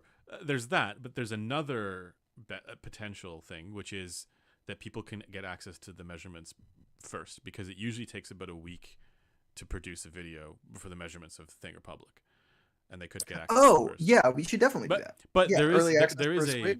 Absolutely. there's a downside to it as well, which is that there are things that are embargoed often that we can't. We'll have the thing done and measured, and it all goes live on embargo day, right? Or embargo lift day. Yeah. So But it not doesn't everything. not everything. So yeah, it really depends on what it is. I mean, we could just hold back more stuff for longer and thus incentivize people to pay for it. Yeah, we could do that. I'm not. Yeah, there's probably a. I mean, once we have a graph comparison tool, we can monetize the like Crin. So in 5 years. Got it. They're What have you doing been their trying to best. do for the last 5 years? They have been. The devs are doing their best. Yes. I don't doubt it. Well, what was I going to say though? But then there's also we should be monetizing frequency response in the store. Like we should be. I know that Taryn doesn't want to do it, but No, we do. What are you generally talking about? We are doing it. It lives on PDP. The graphs live on PDPs. Yeah. Yes, but not of individual units. Oh, they just not of the. Yes, So people like could, I'm saying we select should which do what ones they SonarWorks are want. doing. We should do what SonarWorks are doing, where you take a new headphone, you take it out of the box just to measure it, put it back in the box, send both the measurement and the the thing. headphone to the customer. That would be challenging to implement. Yeah, logistically. Well, just because that we would don't be have the quite manpower for it. Yeah. Well, but that also would be because cool. our warehouse is not coincident with our measurement location. But that would be I mean, that's the other thing is you have to get it all sent in. I mean, that might be solvable. Well, I don't want to give too much away. We can't talk. I mean, look, for the money, I think we could charge for it. I think it would make it worth it Yeah. because SonarWorks charges a lot, and So, they don't even give you the measurement. Right, you but have to use related it with to- their proprietary software to their proprietary target. Okay, but related to that, you have got folks selling EQ profiles. What do you think about? Oh my god! Yeah, And they're not necessarily good. No, they're all bad. They're Yeah. all bad, actually. I Without would actually go fail, so they're far as to all say bad. that it's not a perfect predictor, but selling EQ almost invariably means that your EQ will be worse than one that's available for free. It's a very Yes, consistent trend. because oratories are all available for free, and I have my issues with them, but they're generally all very reasonable. Yeah. Well, he hasn't measured everything. He's measured more things than the majority most, of people yeah. selling EQs. Measured a lot. Yeah. And like way more of the like consumer grade stuff that nobody else has measured except for maybe ratings. Oh, greetings, hello. Doug. Dogless is. Oh, doing hello, this. a surprise guest. Oh. He's pogging. I'm What's only what's going up? for a few seconds. I messaged Blaine before joining. So What's you get me pogging? on my laptop microphone. That's okay. You sound beautiful. What How are we you doing? discussing in here? Well, we People were discussing selling that Stan daddy Rogers is the styles. ultimate folk talent of No, North America. no. We're also discussing VTubers with low cut tops. True. Stop. Is this something that you're looking to move into? Yes. I think Andrew that have to it would monetize be some. revenue Move into it. positive. Well, Mm. like they do this stuff with the cartoon children on the boxes, right? Like this is like adjacent to that, basically. We could make cartoon child Andrew. Yes. Okay, I made cartoon Andrew No, today. that's slightly different. That's I propose that on way a video cooler. series for each video. Wait, we make, you made what? I made anime Andrew today. It's in the chat. It's not. Show it on It's, stream. it's not. Show anime Andrew on stream. No, Show it Show on the anime screen. Andrew no. on stream. I'm gonna make it my profile picture. Where is it? I want to find it. It's in the stream chat. Like if you just click the little chat thing in the corner. It's not exactly anime Andrew though. It's just like It is anime That is Andrew. pretty good, actually. it's just. Well, I So- mean, I suppose it doesn't have the. It's not like waifu Crin, right? Like waifu Crin is Right, but that's like okay. If we well, put first, this on that's a gender. say swap. we make a product, will we put this on the box? Okay, so you just I said think people would that's like a that, gender swap, actually. like that's a thing. The As though question that is, was just a routine thing where, of course, it's just gender swapped. Everyone does that. were you guys? Well, I mean, gender discussing swapping is a anything thing, maybe audio not in related that. at all? What do you mean it's a thing? I mean, gender swapping is definitely a thing. What You does just this go have to back do and with forth. You headphones? just flip a switch. That's a great question. Well, we're talking about Critical and his gender swapped waifu Sona thing. Mm.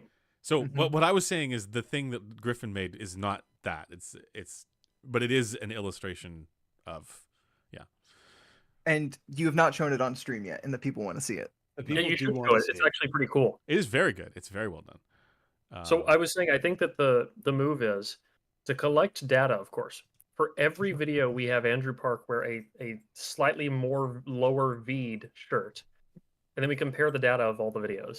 Yeah, Oh. each video it just gets lower and lower. Dang, you guys are giving that away for free. You Yeah. gotta monetize that. What are you doing? It's actually it's punishment, right? Like people, they pay for it to go up. Ooh, Ah, HE the 500. reverse strip club. Go I have long Oh, considered oh, opening a oh. reverse strip club where I must be paid to wear clothing that will hide my wretched body. You can buy my silence, but Exactly. my body.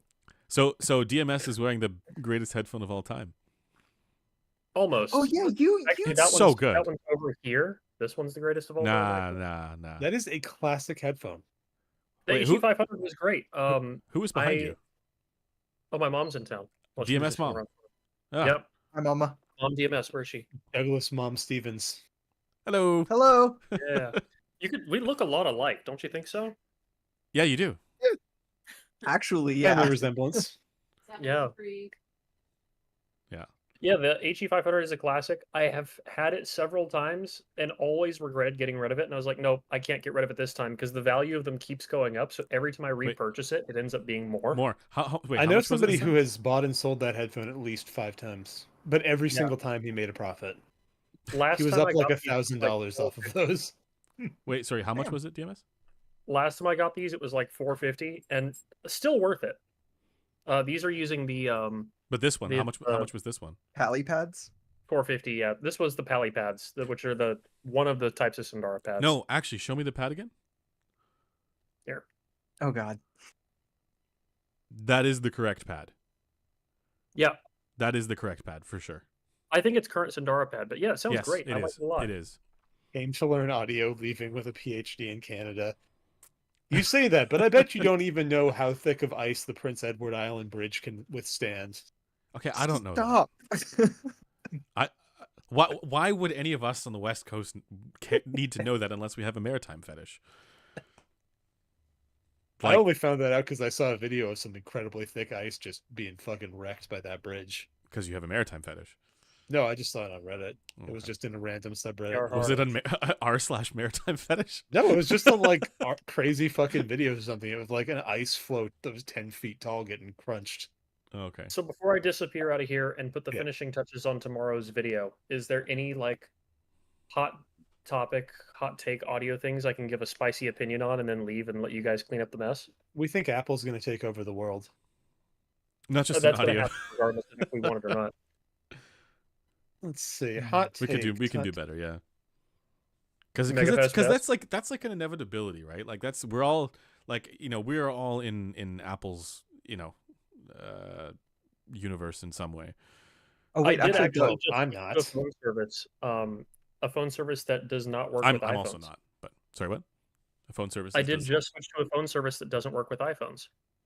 Nice. Prince Edward Island forces you to pay money when On you leave. Google Fi now. Is that like protection money? Wait, which phone is that? Google phone? As no the one talked to Blaine. Pixel 8A. Aren't you? I thought you were using a nothing phone. A lot of places send me phones for review. So I've got the Nothing phone here. I've got the OnePlus 12, a couple other things, and I'm just They should I don't send make me videos things on all of for them, but review. if I like one a lot, then I make a video on it. I was forced to get a new phone recently because my old phone died. Oh, what happened to it? It just stopped working. Was it the folding one? Yeah, I got a new folding one. That let me Damn. trade it in for basically the cost of the new one. In I in am Ca- going to in, make a video about this. in Canada, you cannot just get a new phone like that. Like it's a process. What do you mean you cannot just get a new phone? No, like that? if you so phones are unreasonably expensive in Canada, and also phone plans are unreasonably expensive in Canada. Right.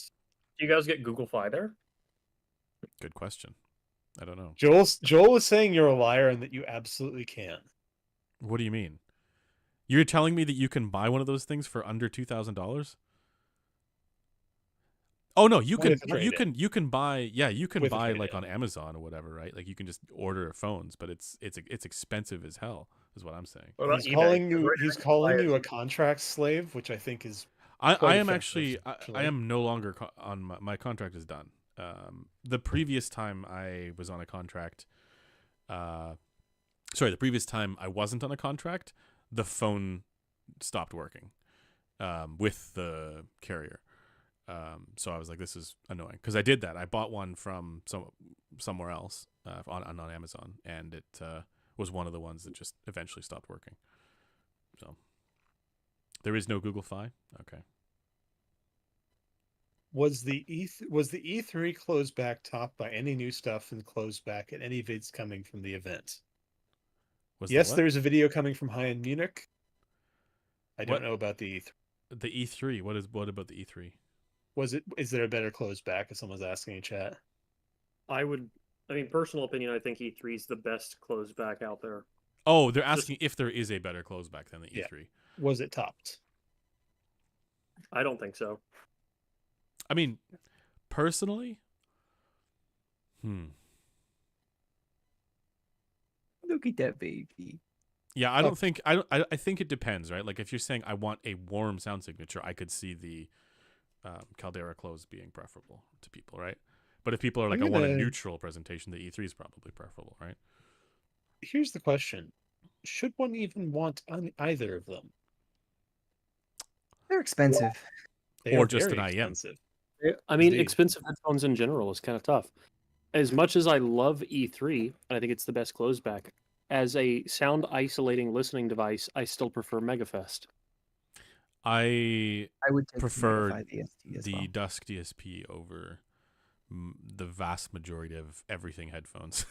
I kind got of want you to that hear way. the MegaFest because there's been quite a lot of memeing around it. Yeah. Yeah. There has. Are you guys picking up It's- this crunching? You mean memeing from No. from Dongless over here? Yeah, primarily from Donald's over here. Yeah. It's so good. It's the best. He really does quite like it. Yeah. But some people And just his don't. takes are kind of mid on a lot of things, but it's okay. It's okay. So rude. Well, I mean, your takes are actually probably worse on average than his. What are each of your No. 3 sonic opinions on this? Perfect. Based. Baby. I don't really like dogs, but your dog is good. How do you not like dogs? This is Hey, he said my What? dog is good. Does that count? okay. Okay. Like you just said, our takes are mid at best. Okay, And no, then he but says let's be clear. This is he Blaine. doesn't really This is like dogs. Blaine. What the? This is the worst take machine I have ever seen in my life. Jeez. Sam. Now you have. I mean, normally we don't No. need to do the whole ad hominem thing, but in this case we do. Absolutely. Now, remember, anyone has the earned it. other day, though, I was in the chat with you guys, with Blaine, and I said that I wanted to get matching tattoos with Dr. Olive, and he was like, "You want to have sex with Dr. Olive?" And I was like, no. Hold on. Let's go to the exact quote of what Douglas sent me. Please no. Unprompted, I should note. Unprompted. Hold on, I have to Oh. scroll up to the fucking screen. I can Jesus. read it to you. We type way too much in the con. It's all in good fun, but that was I said I should tell Sean that I'll get a Harman target tattooed somewhere If he does it with me, lol. if he does it with me. Like if he also goes to the tattoo shop Yeah, and gets one if too. he the if he emphasis doesn't of the with you. spoken word is important. Yes, and the thing is, he sent this to me in text, no punctuation. I should tell Sean that I'll get the Harman target tattooed somewhere on my body if he does it with me, lol. So this Yeah, is why and punctuation so my matters. response was, please don't bang Sean Olive, which I think was pretty reasonable if someone just texts you that out of nowhere. Yeah, but see, the thing is, even if he, oh yeah, I'm not gonna go there. I love how now that we're on this topic, we're starting to get viewers back. No. Well, yeah, this is- they want to know about the Sean Olive X DMS hashtag. There you go. This is completely your imagination, You right? said that you would read it the same way. Yes, but okay. I would He read it the brought same up. way. I would not have blamed No for one this. else thought that except for you, Blaine. No, no, I Andrew did. You're read it the completely same way, alone, but Blaine. you're the one who I wouldn't have known about it unless you posted it. So that's what I'm Wait, saying. because This was he your DM'd That's that all. to me at random, and I was like, "Why do you want to fucking?" I bang DM you a Sean?" lot of random things. Yeah, but not so all true. of them make it sound like you're gonna trade sexual favors to Sean Okay, Olive for tattoos. tramp stamp. Critical thinking here, sir. Yeah. When do we do the video on the BA versus DD drivers of 5 and 2.8? That's like the next thing on the to-do after the Da Vinci review. Okay, What but is the Da Vinci? can you like? It's like the What is- MegaFest, but cheaper. Oh, Okay, how no, cheap? it's like 300 -ish? Meteor if it had more upper mids. It's like Dust DSP kind of with more bass and then with a little treble-y. It is a bassy but ultimately well-tuned IEM. Yeah. It's looking like it's going to be. You won't like it. You won't like it, Blen. If most IEMs have historically been W shapes, even though people would call them V shapes, this is probably one of the first true V shape IEMs because it doesn't Da Vinci? have weird. Yeah, because it doesn't I don't have know why you would weirdly describe humped it upper like mids. V-shaped. No. Well, because it's rather bassy per most people's impressions, and it seems Yes. to have some sort of thing going on in the treble, But also not- per people's impressions. But okay, but this is way more neutral than V-shaped. Like a V-shaped IEM is like the Glacier or something, where it's just like, you know. See, I don't know IEM about that. headphones, Just everything's going to sound wrong for everybody all the time. wait, what'd you say? IEM head differences, everything's going to sound wrong for everyone all the time. Well, wrong, yes, but as far as the Yeah. categorization of V-shape, I think we could come to some consensus. I Would mean, you call the if you have DSP neutral V-shape? mids, if you have neutral mids, but bass that is boosted far of north and treble that is boosted far of north, what would Yes, you but call I that? don't think the Okay. treble is boosted far of north in the way that a V-shaped I headphone really want or you guys IM to would stop saying the phrase "far Okay. of north" because it makes my head hurt and it doesn't make sense grammatically. be. Now, keep in mind, No. there are people whose RTFs are so far out of Yes. the average that actually put it this way, we would all agree that IE 600 is V-shaped. Yes. Haven't heard. There I are would people call it a I know- W shape. There are people I know Actually, who yeah, find the IE W. 600 instead to be mid-forward. Yeah, but W. I W would say it's actually- mid-forward. W is probably a better description. More so mid-forward than V. Yeah, but it turns out that our actual perceptual apparatus is better than just 3 points. Who would have thought? Yeah. Contentious claim. To Well, be fair, I mean, if you can't get if past you- the first level and how to listen, then it isn't. Yeah, well, if you increase the sample size, it probably is less than 3 points. But I would hope that ours is. But so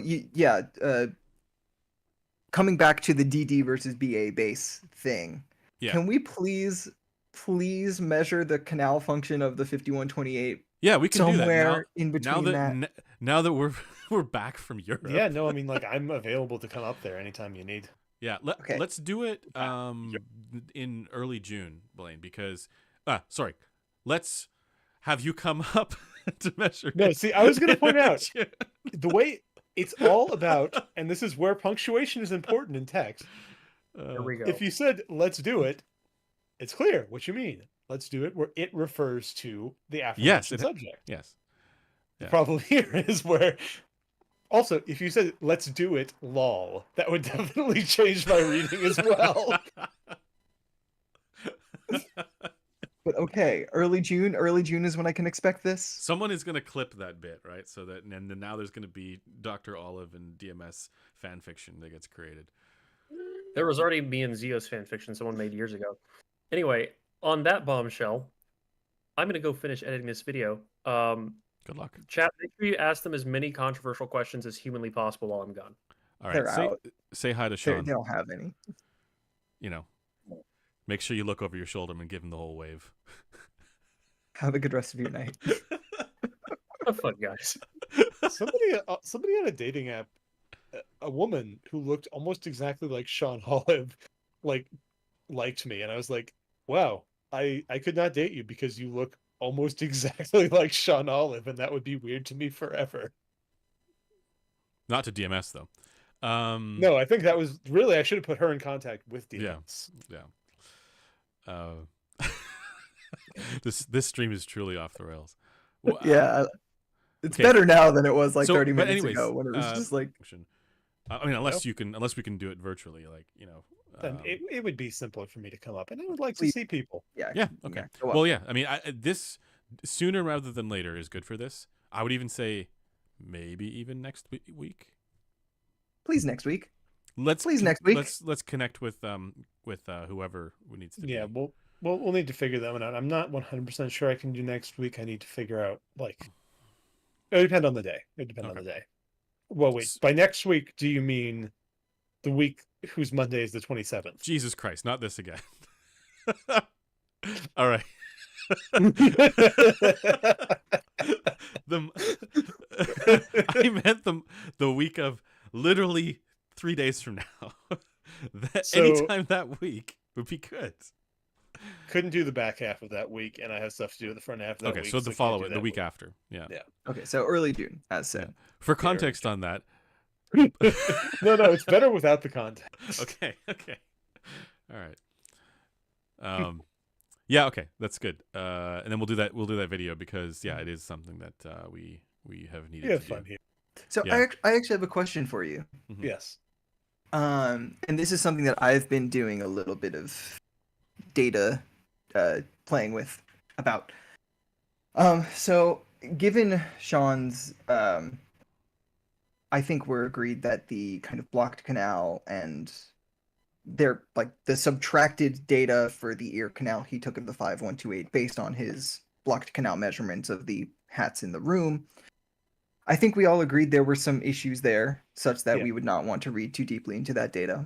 One of the things I would like to do while I'm doing the canal transfer function measurements actually is measurements with progressively further out into the concha microphones to highlight why Yes. that is a problem. Please. So, but you're saying the issue was the microphones he used? Correct. He used a Microphones sound and professional the microphone placement. that sat in the Okay. concha, Yes. Okay. which is very tragic because that will have significantly impeded our results. Can you Um, Yeah, never mind. Sorry, continue. So obviously the reason why that data would be useful for us at this current juncture is because we could take the canal function and then combine that with blocked canal data, yada yada yada. And I think you want you want it for JM1. that's a large part of why I want it. Yes, but it's also about now I get it. yeah, but it's a large part of just characterizing the contribution of the system too. JM says if it's we- JM2. Are we upgrading? Well, yeah, we JM want- to the That Well, would be the next step. JM1 was some sort of synthesized guess, Yeah. whereas JM2 would be the actual thing. What about um, JM3? Do we have plans for that yet? I don't think we need one once we have this. Anyway, what I'm wondering Well, JM3 is probably Joel's generic HRTF for over your headphones. well, that would just be like ISO 11904 Yeah. 2 or whatever. But anyway, so when we think about the hats as we normally use as 711 for the canal in most cases, other than the Type 4 systems, and then the pinna, when you split those apart and, like, for example, just look at the 711's transmission function, the 711's transmission function is a little bit darker than the whatever you would get from just subtracting the blocked canal HRTF from the full HRTF from ISO 11904. My question is, we have this idea that Platts rigs overestimate treble. It has been proposed. It has been proposed via Sean's data set of blocked canal measurements on. And your contention is that the eardrum responses may not, in fact, because it's wrong. Well, in two not only directions. that, not Sorry. even that. Yes, but not even just that. But that the 711 sound transmission function being darker actually steers that back towards human-like HRTFs for the rig's full HRTF. And like if you look at the HRTF of the Kimar, for example, like even though So you're saying the 711's canal transmission function brings back the full HRTF closer to human perception? I think it does nudge it in that direction. So my question is, if replacing those hats pinna with the human pinna data, right, brings that even closer to, I guess that would be 11904:2, and is something we would prefer. I don't know if this is true, it's just postulating. If the 5128's canal isn't the same trend, where, for example, what if the pinna is darker and the canal is brighter? The adding human pinna data could make the HRTF brighter than the 5128's. Okay, wait. So I think I get what you're saying. So, like, you're saying if we measure the canal transmission function of the 5128, yes, and it turns Transfer, out, by the way, transfer. Yes, sorry. If we Okay. If it turns out that that's brighter than the average. yeah, are you worried that it's going to turn out brighter than the average canal? Then for the achievement? HRTF of the 5128, Yes, the default one that we're using. which all of us are assuming Yeah. is a very bright HRTF right now. Right. And so basically the outcome here for IEMs and JM1 or JM2 in this case would be brighter than JM1. Brighter than JM1, brighter than the average human HRTF, brighter Now, than the HRTF of the 5128 itself. Yeah. Oh, really? Even brighter than the okay. Well, that's what I'm saying, because if the 5128 pinna is actually dark, I don't know. We don't- Oh, so you're saying if it's we bright, don't this know. is down to the canal transfer function. So in which band? that's why we need to whittle it down and get the actual transmission in function. in which band are you worried about here, though? Transfer. Like you're talking above 4K, Sorry. Above 3K. above 3K. Okay. Yeah. That's it. I hadn't even considered that because we were sort of under the assumption that the pinna Was bright was bright, for everything. but because it of could be Sean's the canal. Conjecture. Yeah. conjecture. Yeah. But you're saying that it could be the canal transfer function that's responsible for this. We don't know. We don't know. We know Yeah, with because if you look 7-Eleven where the two if you look at 11904, generally are. right? We just have the full result, and we don't know if that's to do with the pinna. Well, we have the effects full alone. result. We have the blocked canal result. We can subtract one from the other. Right. So we have every part of the human system characterized. Okay, so And for Although it should be 7-Eleven, we have noted every that part of the the data for 40. ISO 11904 is fairly sparse. the what? Sorry, Yes. The actual eardrum data is not as extensive as the blocked canal data. Blocked canal data, which is 40. right, and we're basing JM1 off of the block canal data primarily. Right.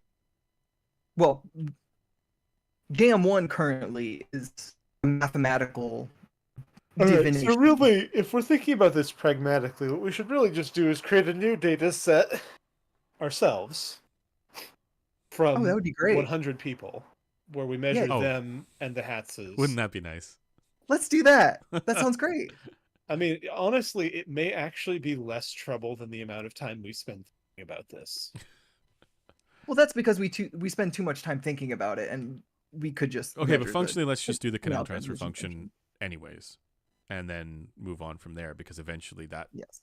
And needs to happen. then we get Linus Tech Tips to let Yeah, us probe exactly. their employees. Exactly. Yep. Now,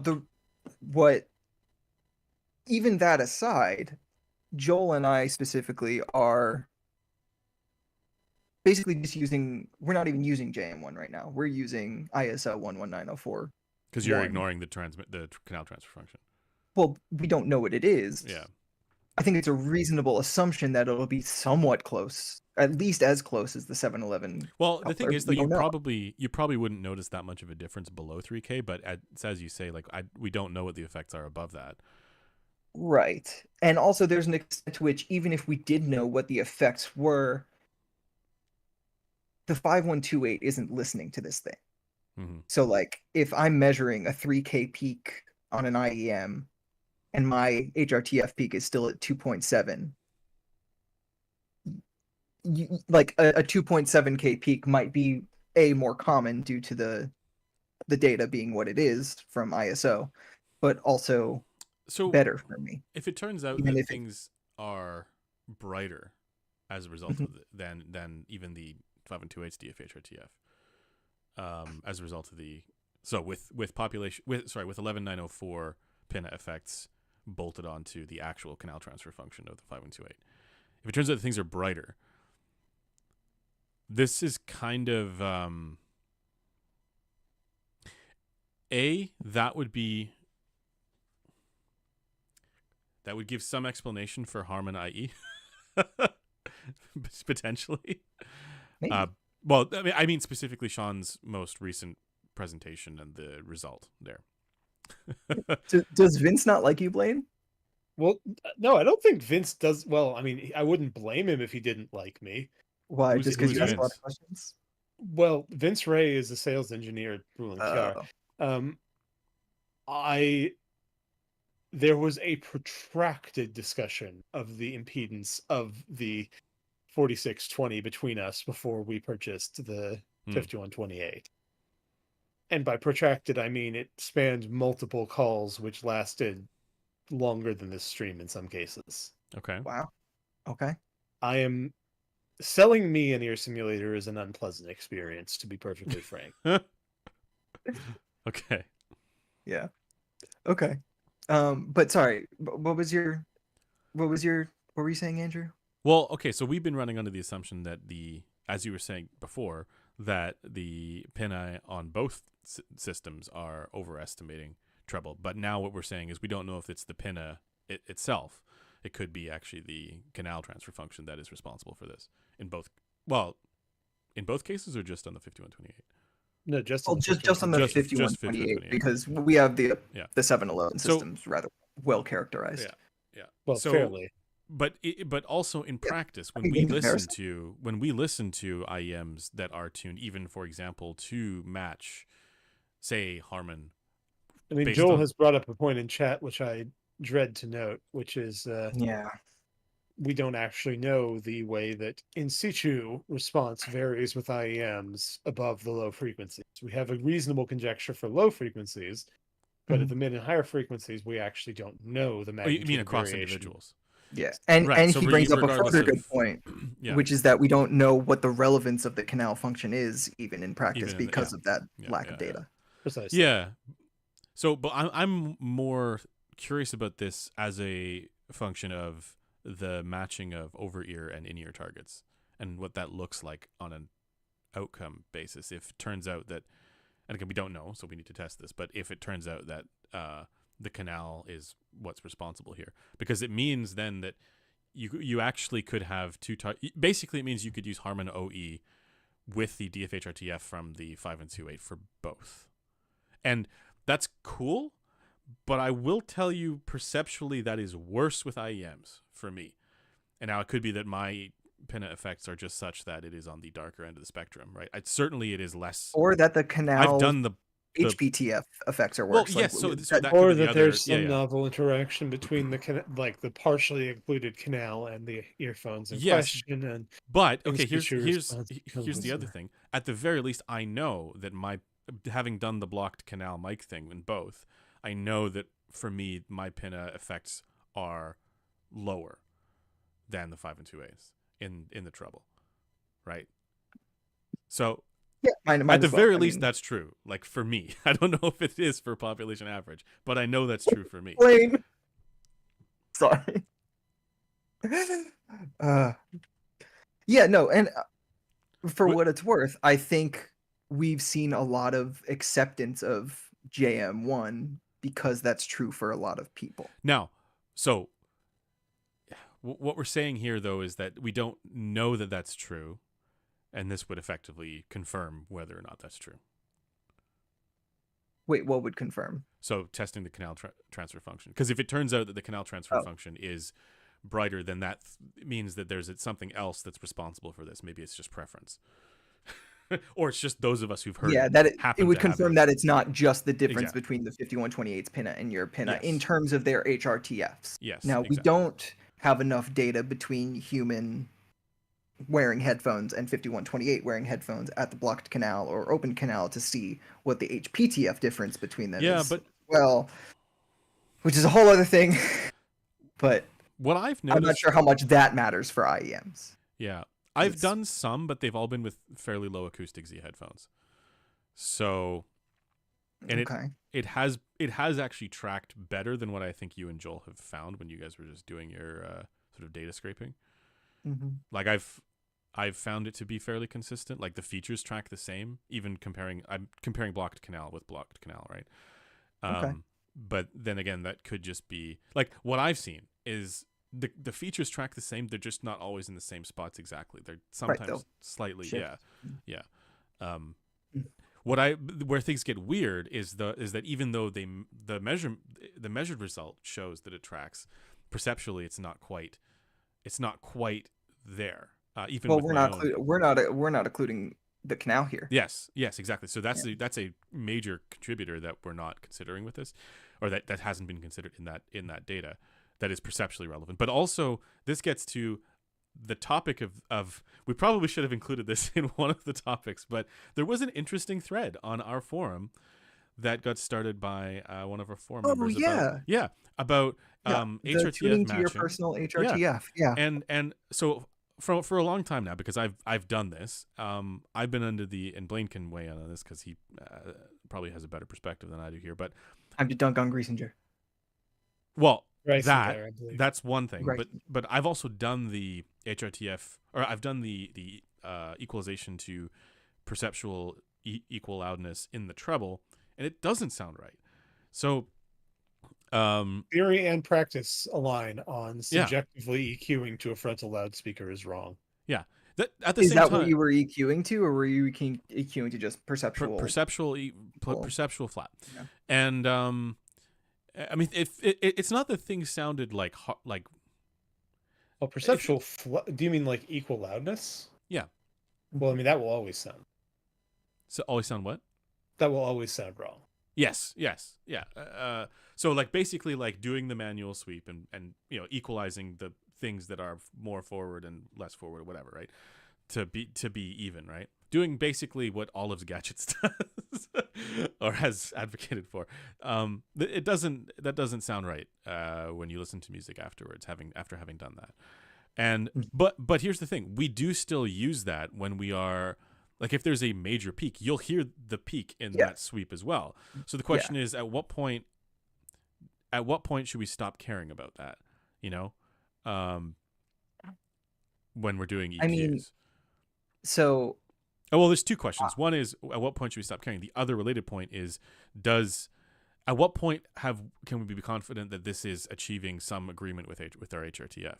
And then which HRTF, I suppose, is they are two very different things. Because like I think you can like use some sort of perceptual lessening of resonances that are like clearly problematic and impacting both the music, assigned sweep, pink noise, whatever you want to call it. Mhm. There's a certain sense where when you're checking with enough stimuli, you can know if something is a problem or not. Yeah. But when it comes to point 2 and knowing how relevant any of that is to your actual HRTF, no idea.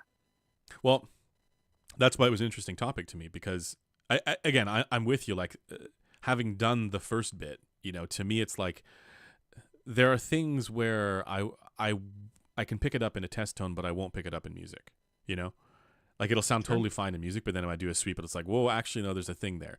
But then there's also times when the inverse is true as well, where it's like I can hear a thing with music, and I also hear it in very obviously so in the sweep or in the pink noise or whatever, right? So like music is the last sanity check. Yeah, exactly, yeah. But provided the music actually has frequency content in a normal amount in the area you're which is true in most cases of the music I listen to. Joel says, for me, it's always the other way around. I can rarely hear things with sweep, but often with music. See, interesting. That is interesting. For me, it's like if there is a problem with music, it's almost always there in a manual tone generated thing.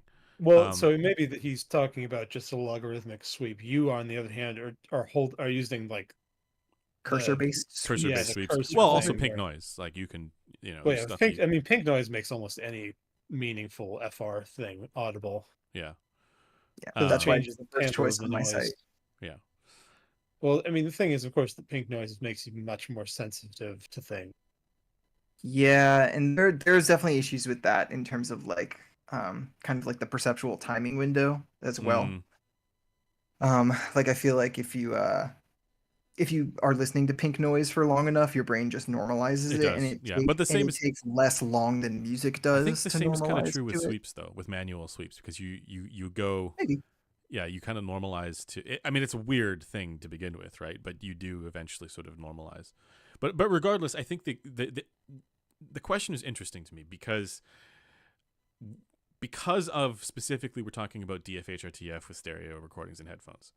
And to me, it's like intuitively, it should just because you achieve equal loudness with the EQ, that would not necessarily mean DF-HRTF agreement, because DF-HRTF is a calculation from, Well, no. Conversely, it would tautologically mean they wouldn't because of the SLD effect. Sorry, What wouldn't?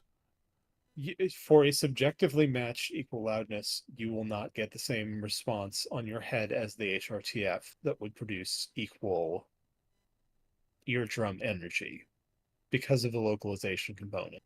Right. So that's what I'm saying. I would not expect there to be agreement. Yeah. Or you Right. Okay. Specifically, you should expect that there should not. That there should not be agreement. Yeah. But it got me thinking. Like, it is still a useful tool in the toolbox, right? So I don't know what I'm sort of at the point where I'm not sure if I want to recommend people do it. You know what I mean? Like I agree with what Joel said here. It's like you need the measurement, right, at a certain point. Yeah. Oh, so you're saying not recommending people attempt even to EQ to their HRTF, but instead just preferentially EQ. Well, yeah, preferentially EQ, right? But like I mean, obviously, like the easiest recommendation is to say, okay, with music, if you hear a peak, try and identify that peak and then reduce it, or something like that. If you hear an imbalance somewhere, try and figure out where that is, and then adjust that, accordingly. But it becomes a different if people want to go more fine grained, right? Like I suppose the issue was in the actual framing of the topic itself, which is tuning EQ to your personal HRTF with the assumption that doing that would result in agreement there. And I don't know that I would want to guide people down that path necessarily. Well, I think they chose that framing on purpose because that is specifically what they're asking about. Like, is it reasonable to do to even think about doing that when you don't have the measurement? And these are things that I do because I know, like for me, I know I'm not chasing equal loudness. I'm not trying to make everything, but I am still using it as a tool to identify problem areas, right?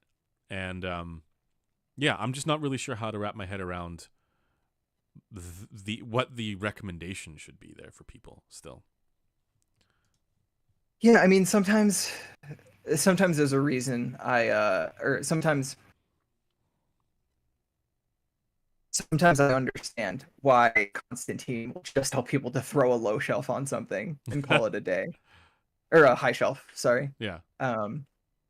Because it is a lot simpler. And like, I'm not necessarily sure that the results are like so much worse. Because like, if you have a head like mine, like a high shelf reduction will generally improve things. If you have a head like Joel's, a high shelf increase will generally improve things. Okay, right. But if you presumably HRTF matching to some, like say you have a sound at the eardrum that is like it has good agreement with your DF HRTF, right? Let's say. Obviously with whatever bass to treble delta that is preferred, or a bass boost or whatever, right? To make it a preferable sound signature to you. How should we expect that to sound in a manual tone generated sweep? I mean, that is the question, isn't it? Yeah. And like, I don't think we have it would actually be a very interesting study for a test. I mean, obviously getting the eardrum DFH or TFs are going to be tough. But this is where I completely agree with Oratory's comment that we don't have a frame of reference for that, so we don't know what it should sound like. It just it's not like a voice or something like that. Question for you from Scott Pledger. What volume level do you listen to on the Dusk DSP? 114 dB. What percentage in the app? I don't. I use it with analog mode, and then I just throw on the default DSP's EQ filters. You don't alter Very them at all? useful, Andrew. What's that? I mean, you it's don't not, alter the filters at all? I don't what? You don't alter the filters at all? No, I haven't yet. Wow. Okay. No. Nice. Well, you would change something in the treble, right? Like you would reduce the. Yeah, I would reduce around 10K and 14K. Yeah, I leave.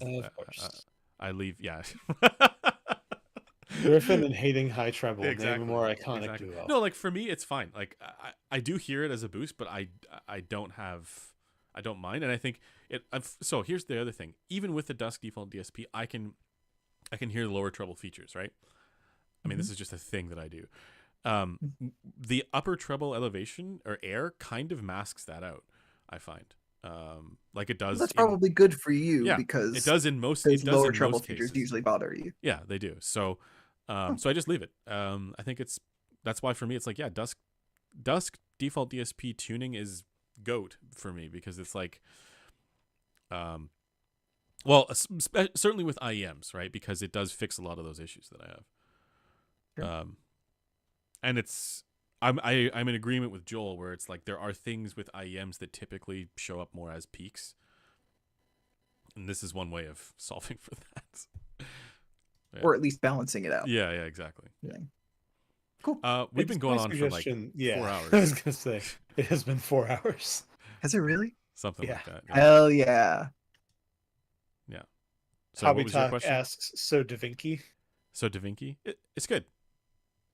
I mean, you and I are in the same boat, Hobby Talk. Like, I think both of ours left at the same time, and I think they're probably both going to arrive at the same time. Hobby Talk and I are running U.S. and Canadian tours Okay. for the Da Vinci. So I think we'll know around the same time what our thoughts are. I think he's really going to like it, actually. Oh wait, so there's two things called Da Vinci. There's one from ClearTune and there's one from Dunu, What's and the it's clear? the Clear- Dunu Vinci. Never heard of ClearTune. Okay, so to more efficiently divide them, we'll call the ClearTune one Da Vinci, and we'll call the Dunu one Vinci, Oh, because that's its this actual is $1,200. the real name. Wait, No, really? the one you want to look for is the Dunu X Giz Audio. No, Vinci. I know that one. I'm saying this other one is $1,200. Oh yeah, ClearTune is really expensive. Jesus. Never even heard of them. What, This is- what is look at the frequency response on the site. What is this? I hold on, I'm going to the site. Also, Mark had a very good comment. There's actually a third Da Vinci, Leonardo. Good old Leo. Actually, there's a fourth one. So true. What's the DiCaprio? fourth one? Oh, it's the second Leonardo. Oh my god. Hold on Wait, just what a is second. what is that frequency response? Do you think that's Harman compensated? I don't know what I'm looking at here. God, it would make a lot more sense if it's Harman compensated. Yeah. Okay, on to Chronicle's site. No. No, it's On on their their website. site. I'm posting it I in know, the chat. to find one that you people. What that we actually understand, yeah. Yes. Okay. Oh, good. He doesn't have any measurements. Yeah. It's $1,200 is a lot of money. It is no small sum. I don't know. All right, if you guys were Oh, and the okay, Sorry, go ahead. we need. Oh really wait, need no. He has a measurement of the CT5. What the fuck? is it like Go to his site. flat Hold with on. negative ear gain? Hold on. I post to the general channel of the streaming Discord. Bitter Buffalo, you did indeed miss the Grellphone talk. Do you have any questions? because we don't have answers. Anything specific? Well, I mean, you at least actually heard the current revision. Yeah. Base take, Scott. Base take. Okay, we need to end. But before we do, Why do we need to end? Because I need to go to the dump and take some stuff from my garage there. I thought that was I going was to gonna say, are you going hats hunting again? I wish. No, I don't go to my dump to hunt for hats. Oh, Okay, did you wait. try the new Abyss, Andrew? Yeah. Oh, I did try it. Yeah. Can you guys look at Crin's measurement of the ClearTune CT6E on Crin's site? Oh my god, yeah, I've seen this before. And then it has a second unit, and it's like normal. But like, what the hell happened with that one unit? Furthermore, so that they must be compensating on their site because their The measurement. one with that crazy thing at 1K. Yes, Is that what you're looking at? the dip. Okay, I kind of think that they're compensating to an equal loudness contour. Oh yeah, that bass. Yeah, I think that they are compensating. Ew. That's such an odd thing to do. Are we just ignoring sample one then? Well, I would hope we ignore sample one Okay. because My god. God in heaven. I mean that's a broken crossover.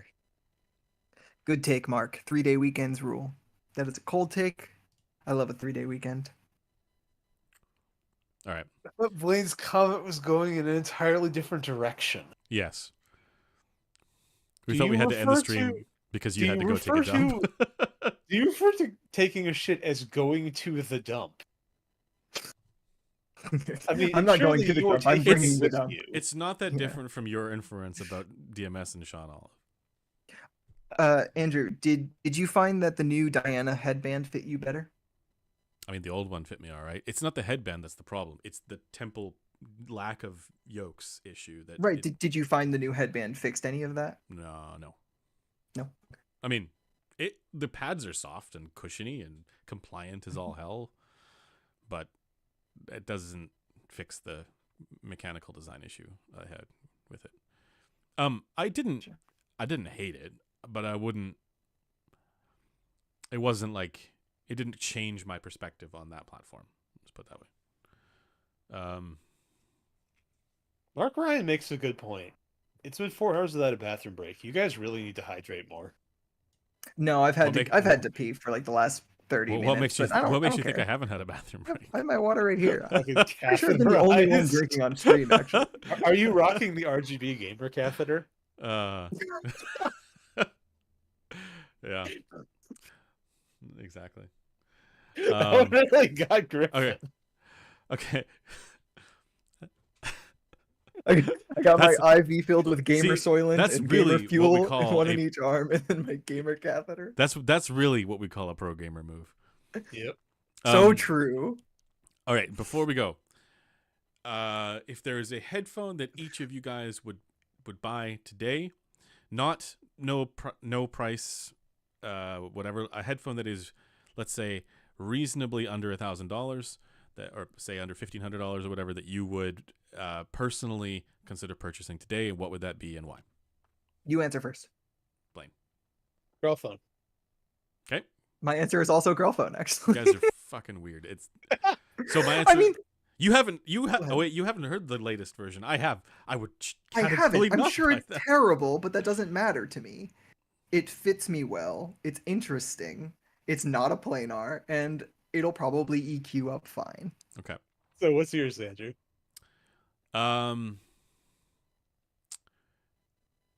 Probably the Dusk. Oh, actually, no. I got to change my answer. I would buy the HD 569 that I have in for review right now. Oh, the one that does it measure better than the other versions? Yeah, so it measured it.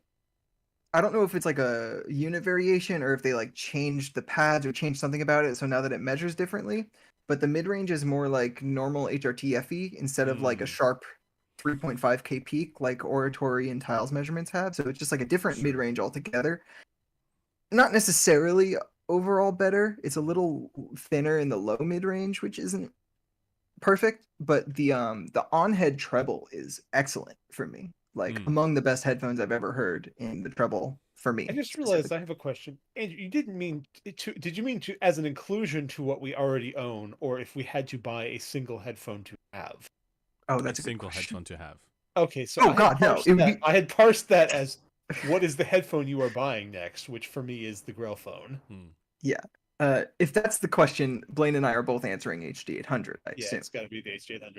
Yeah, it's not close. It's funny because I just finished doing a video for a little insert for Bad Z Tech where he's asking about, like what recommendations do you have for like a gaming headphone, and HD800S was my recommendation, but it wasn't because of the whole soundstage meme thing. I was like, no, it's comfy. It's comfy, but specifically it's lightweight, right? That matters a lot. But number two is the low acoustic impedance. Like I actually think that what people don't realize is that so many headphones have poor channel matching in situ, based on just the fact that they're compressing and whatever, because they have thick compressy pads. And with the HD800S, that's not so. Like, yes, it has good channel matching when measured, but also in practice when it's being worn. And I think that's a reasonable reason to purchase that headphone. Joel says you guys said under 1,000. Yes, a used HD800 used. is under 1,000. That's right. So if it's not the Yes. HD800, also I can't believe you guys like that for music. It's peaky and horrible and shrill. Okay, I You're peaky and equalize it. horrible and Okay. shrill. Okay, listener is like, I am, and that's the problem. It is peaky Actually, and no. I shrill. think here's a better question for listener and I. If you couldn't buy an HD800 and you couldn't have an HD800, what would you buy? Probably, honestly, probably a Hi-Fi Man Edition XS. I would get a composer.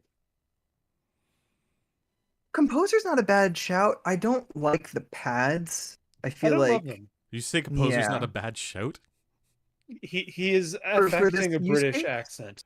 because it is shouty. No, it is. Yeah, it's got some glare to it. It's just No, but I expensive. Yeah, think I that's thought it was I think that's a fine. respectable. It's just That's expensive. fine. It's not I under like the $1,000. composer or the new Empyrean. Oh, MP2. Okay. Yeah, I heard both of those at CanJam New York, and those were both, I would say, side or downgrades to the H100. The but main quite thing I similar. don't like about the composer is it's so sensitive to just the tiniest little, Yeah. change. Yeah, in- like that front volume's integrity is definitely yeah. important to the Realistically, I sound. probably should just say the Empyrean. Like the Empyrean would be a good overall. Yeah, I don't know. I don't Imperial like 2, not I the don't like leather Yeah, pads. not the original. Yeah. Like I I don't like also leather don't pads like for leather comfort. pads. It's I so do I mean, like the fact that you 8800 can adjust the exists. cup angle on the composer. Oh, I yeah, think that is that cool. is a feature That is more cool. headphones should Yeah. have. That is definitely cool. Yeah. I wish it sounded better. But yeah, I would probably take an It Edition sounds XS fine. and put a capper strap. It does sound fine. It's just expensive. It is. Oh, yeah, That's it. no, I It's mean, just like- expensive as all hell. Like that's. If it was like $700, that thing would be a good rack. Yeah, it really would be. Absolutely. Yeah. but- HD. So what really, Austrian Audio, we're addressing you directly. Make a cheaper version of the composer, and we will tell people to buy it. I mean, like, Well, honestly, I can I mean, it recommend doesn't have the. to be as nicely made. I can recommend the composer, Of course. right? It's a reasonable headphone. It's just too expensive. Way too expensive. you would recommend it to the same person who would be okay buying like an AKG series open. Well, back. no, I would recommend the composer to people who have more money than sense. But like, Recommend well, the composer to someone who Oh, is about for that. some reason unable to buy the HT 800.